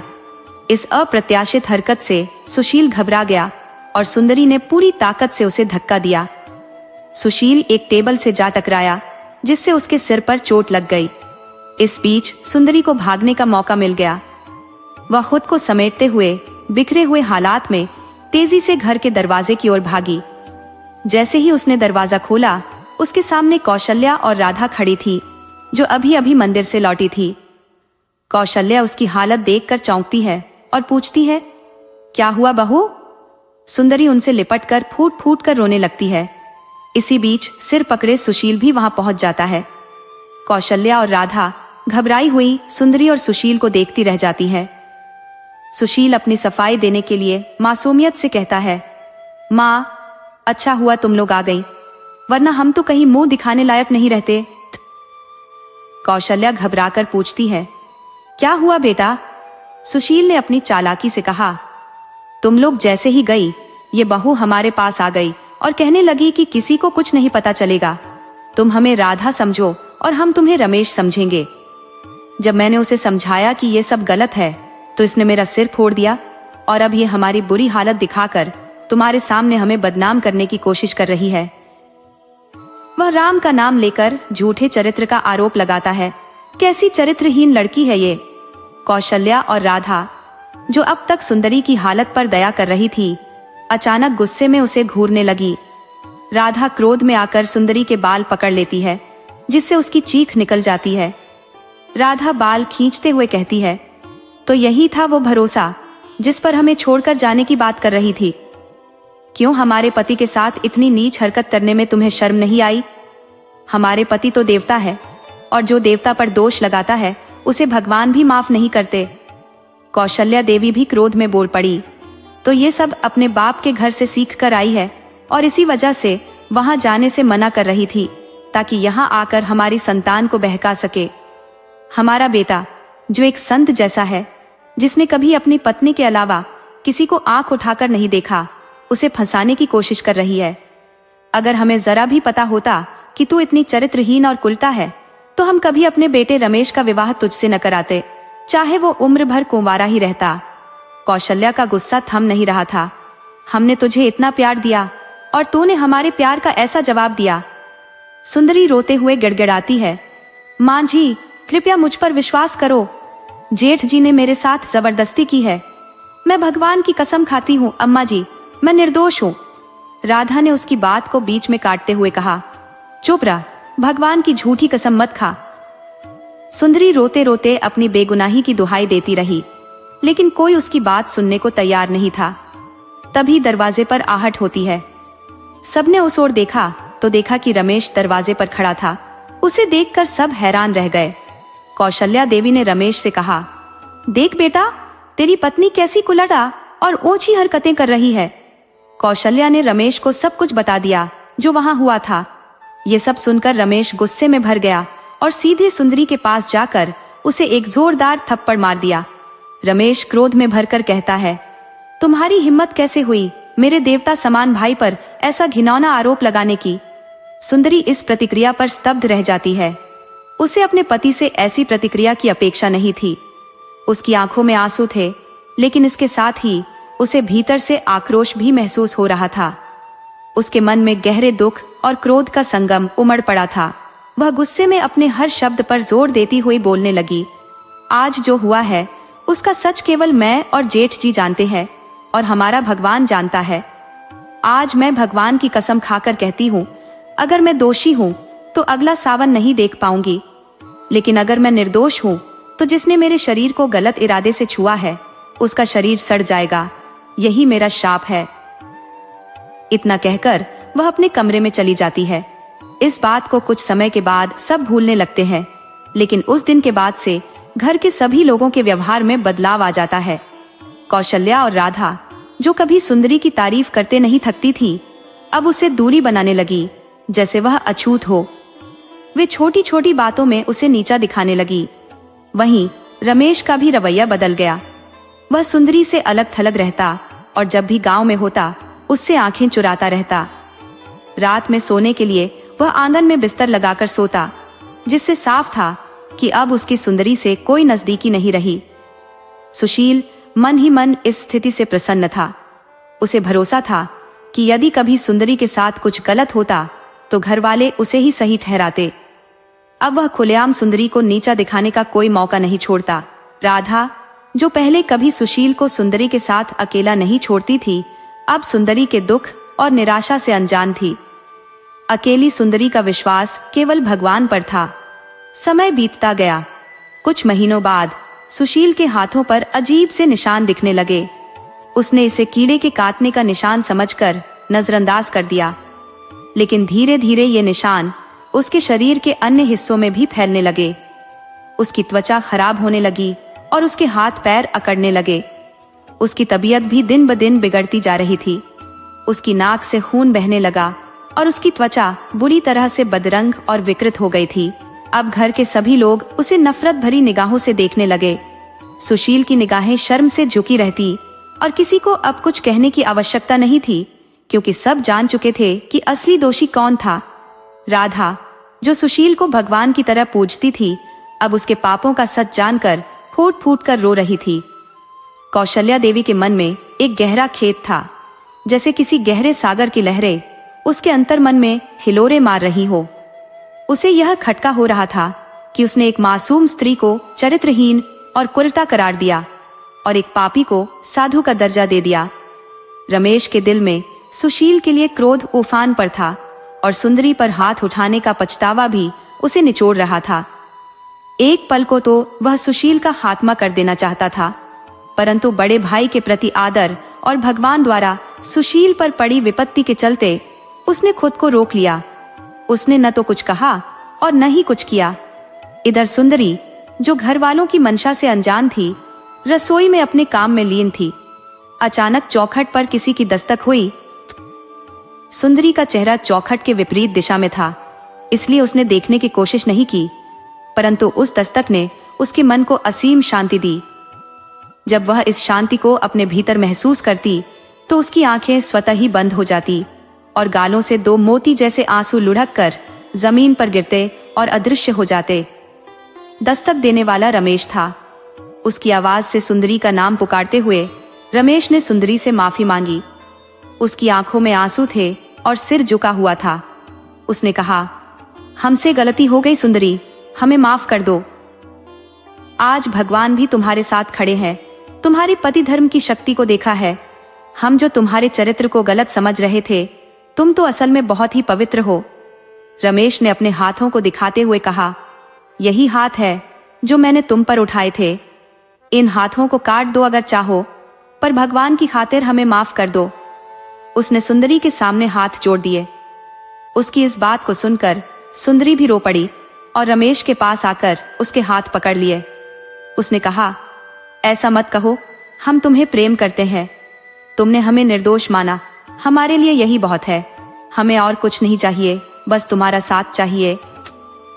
दोनों एक दूसरे के गले लग गए। दिल के भीतर का सारा गुस्सा और दर्द आंखों के रास्ते बाहर निकल गया। उसी दिन रमेश ने कौशल्या से आज्ञा ली और सुंदरी को अपने साथ शहर ले गया। कौशल्या ने भी बिना किसी विवाद के उन्हें जाने की स्वीकृति दे दी, क्योंकि यह उसके पश्चाताप का हिस्सा था और सुंदरी की भलाई भी इसी में थी। अब से रमेश ने कभी भी सुंदरी पर संदेह नहीं किया और हमेशा उसके साथ खड़ा रहा। सुशील को उसकी करने का फल अब बखूबी मिल चुका था। एक हाथ में ठहर गया, उसके शरीर ने गलना शुरू कर दिया और सुंदरी का श्राप उसकी नियति बन चुका था। अब वह पूरी तरह असहाय हो गया था। हर बार अपनी माँ से कहता, माँ, मुझसे बड़ी भूल हो गई जो मैंने उस पतिव्रता पर गलत दृष्टि डाली और उस पर झूठा आरोप मढ़ दिया। सारा दोष मेरा था, लेकिन अब मेरी बात सुनने वाला कौन था? घर वाले उसे घृणा भरी नजरों से देखते थे और अब वह धीरे धीरे मरने की ओर बढ़ रहा था। अपने पापों का भार अब उस पर ऐसा छा गया कि उसने अपने अपराध स्वीकार कर लिए और माँ से कहा, सुंदरी को बुला दो, मैं अपने अंतिम समय में उससे माफी मांगना चाहता हूँ ताकि वह मुझे क्षमा कर दे। उसने अपनी गंदी करतूतों का पश्चाताप करते हुए कहा, मैंने उसके साथ बहुत बुरा व्यवहार किया, परंतु माँ, सुंदरी एक सच्ची पतिव्रता है, बहुत संस्कारी है। जब उसने मेरी बात मानने से इनकार किया तो मैंने उस पर झूठा आरोप मढ़ दिया। उसकी हालत अब इतनी नाजुक हो चुकी थी कि कब भगवान उसे अपने पास बुला ले, ये कोई नहीं जानता था। वह न जाने किस उम्मीद में जी रहा था। घर वालों ने सोचा कि मरने वाले की आखिरी इच्छा पूरी की जानी चाहिए, इसलिए उन्होंने रमेश और सुंदरी को शहर से गांव बुलाया, ये कहते हुए कि उनके भाई के अंतिम क्षण आ चुके हैं, उनसे आकर मिल लो। हालांकि पहले सुंदरी और रमेश ने आने से मना कर दिया, परंतु सुंदरी ने बाद में रमेश को समझाया, आखिर तुम्हारा भाई है, हमें ऐसी घड़ी में जाना चाहिए। जब सुंदरी और रमेश वहां पहुंचे तो सुशील किसी तरह अपने शब्दों को ढूंढते हुए बोला, सुंदरी, मुझे माफ कर दो, मैंने तुम्हारे साथ बहुत बुरा व्यवहार किया। भगवान के घर जाने से पहले मेरे पापों को माफ कर दो ताकि मैं शांति से मर सकूं। मैं अपने पापों की सजा भुगत रहा हूं, मुझे क्षमा कर दो। मैं दिन रात तड़प रहा हूं, लेकिन मेरी आत्मा मेरे शरीर का साथ नहीं छोड़ रही है। सुंदरी ने उसे माफ कर दिया और कुछ ही समय बाद उसके प्राण पखेरु उड़ गए।